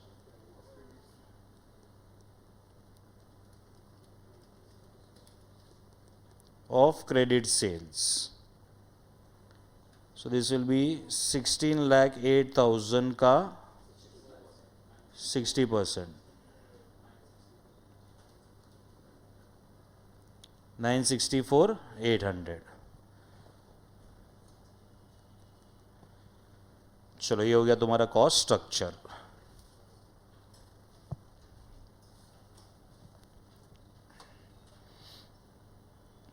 working capital statement, cash cost basis.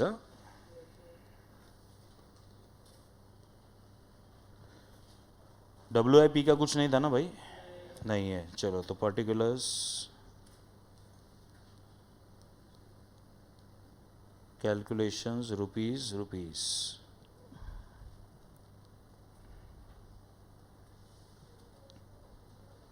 मेरे इसी के अंदर करेंगे। ये कैलकुलेशन का कॉलम ही वर्किंग नोट है यहाँ पे, तो इसी में एडजस्ट हो जाएगा।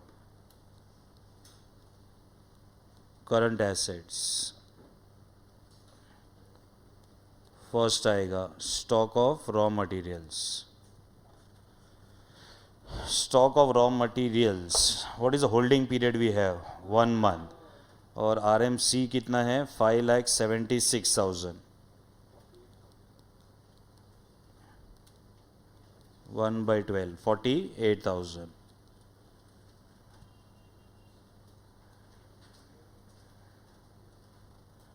चलो ये हो गया stock of RM।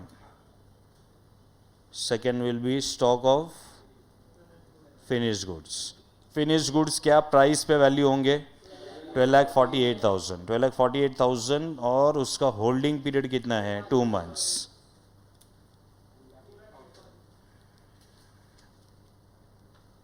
Two by 12, 2,08,000।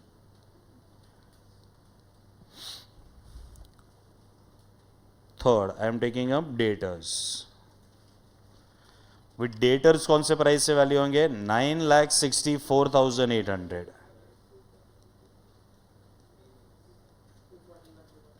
कितना मंथ से डेटर्स का? 3 मंथ्स।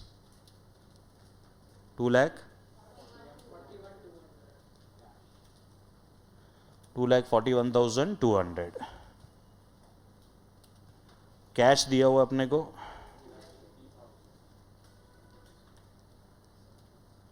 2,50,000। इसको क्लोज करने से पहले चेक करो कि प्रीपेड है कि नहीं है। नहीं है ना कुछ भी प्रीपेड? ठीक है, तो इसको टोटल कर लेंगे।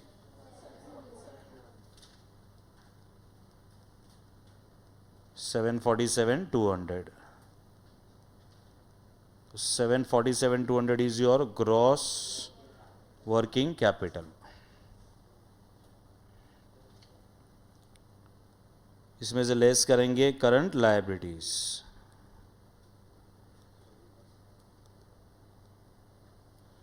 इसमें फर्स्ट आएगा क्रेडिटर्स। अब इधर देखो जरा, क्रेडिटर्स के लिए हमें क्या लगेगा? RMP लगेगा, RMP, ठीक है ना। Because this is a newly started business, RMP हमें कैलकुलेट करना पड़ेगा। How you will calculate RMP for newly started business? RMC plus closing stock of raw material, ठीक है। सो RMC तो ऊपर वर्किंग में है तुम्हारे पास। So what is amount we are having? 5,76,000। तो कैलकुलेशन में मैं लिख रहा हूं यहाँ पे 5,76,000 plus what is the closing stock of raw material जो हमने निकाला है 48,000 निकाला हम लोग ने यहाँ पे। Closing stock of raw material, उसका अमाउंट कितना है? 48,000। तो ये 48,000 इसमें ऐड हो जाएगा। सो 5,76,000 is consumption plus closing stock of raw material. अब भी जस्ट हमने कैलकुलेट किया है। करंट एसेट्स में फर्स्ट आइटम है वो, that is stock of raw material. मतलब पूरा साल तुमने स्टॉक ऑफ रॉ मटेरियल में कितना पैसा ब्लॉक करके रखोगे? 48,000। At the end of the year also what is going to be the amount that is going to be blocked in the stock of raw material? 48,000। So this is a closing stock value. तो ये दोनों को add करोगे तो RMP आ जाएगा। फिर इसको bracket में डाल के what is a period for creditors? 1 month. So into 1/12।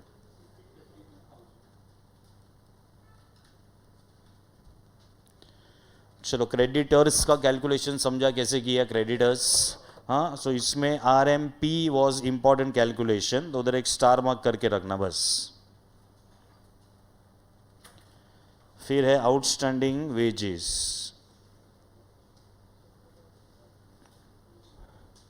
Wages कितना है 4,80,000. वेजेस हाफ मंथ है ना.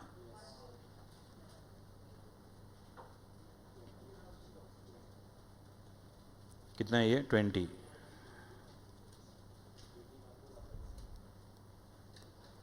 Outstanding factory overheads.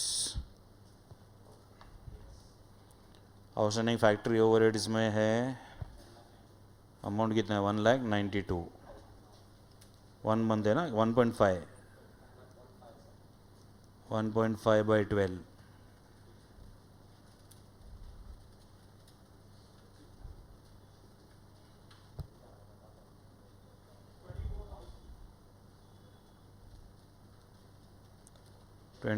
फिर फोर्थ आएगा आउटस्टैंडिंग एडमिन. एडमिन ओवरहेड्स कितना था 240. ये भी 1.5 मंथ्स है.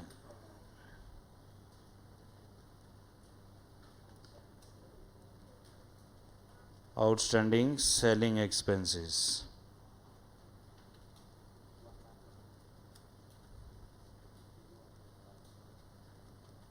This was also 1.5.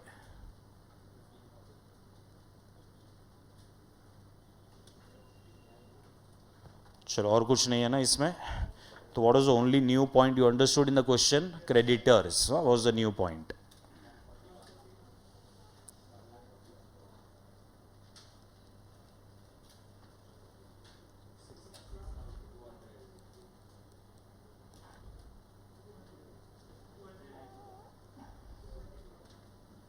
$6,06,000 कितना आ रहा है ये 200. This is your net working what you no net working capital.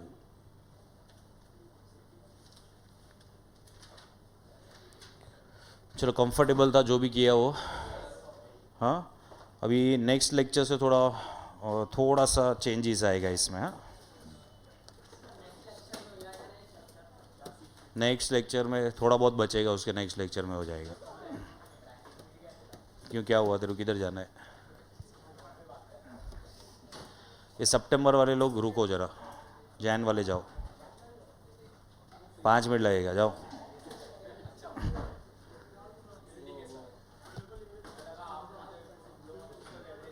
नहीं नहीं नहीं नहीं नहीं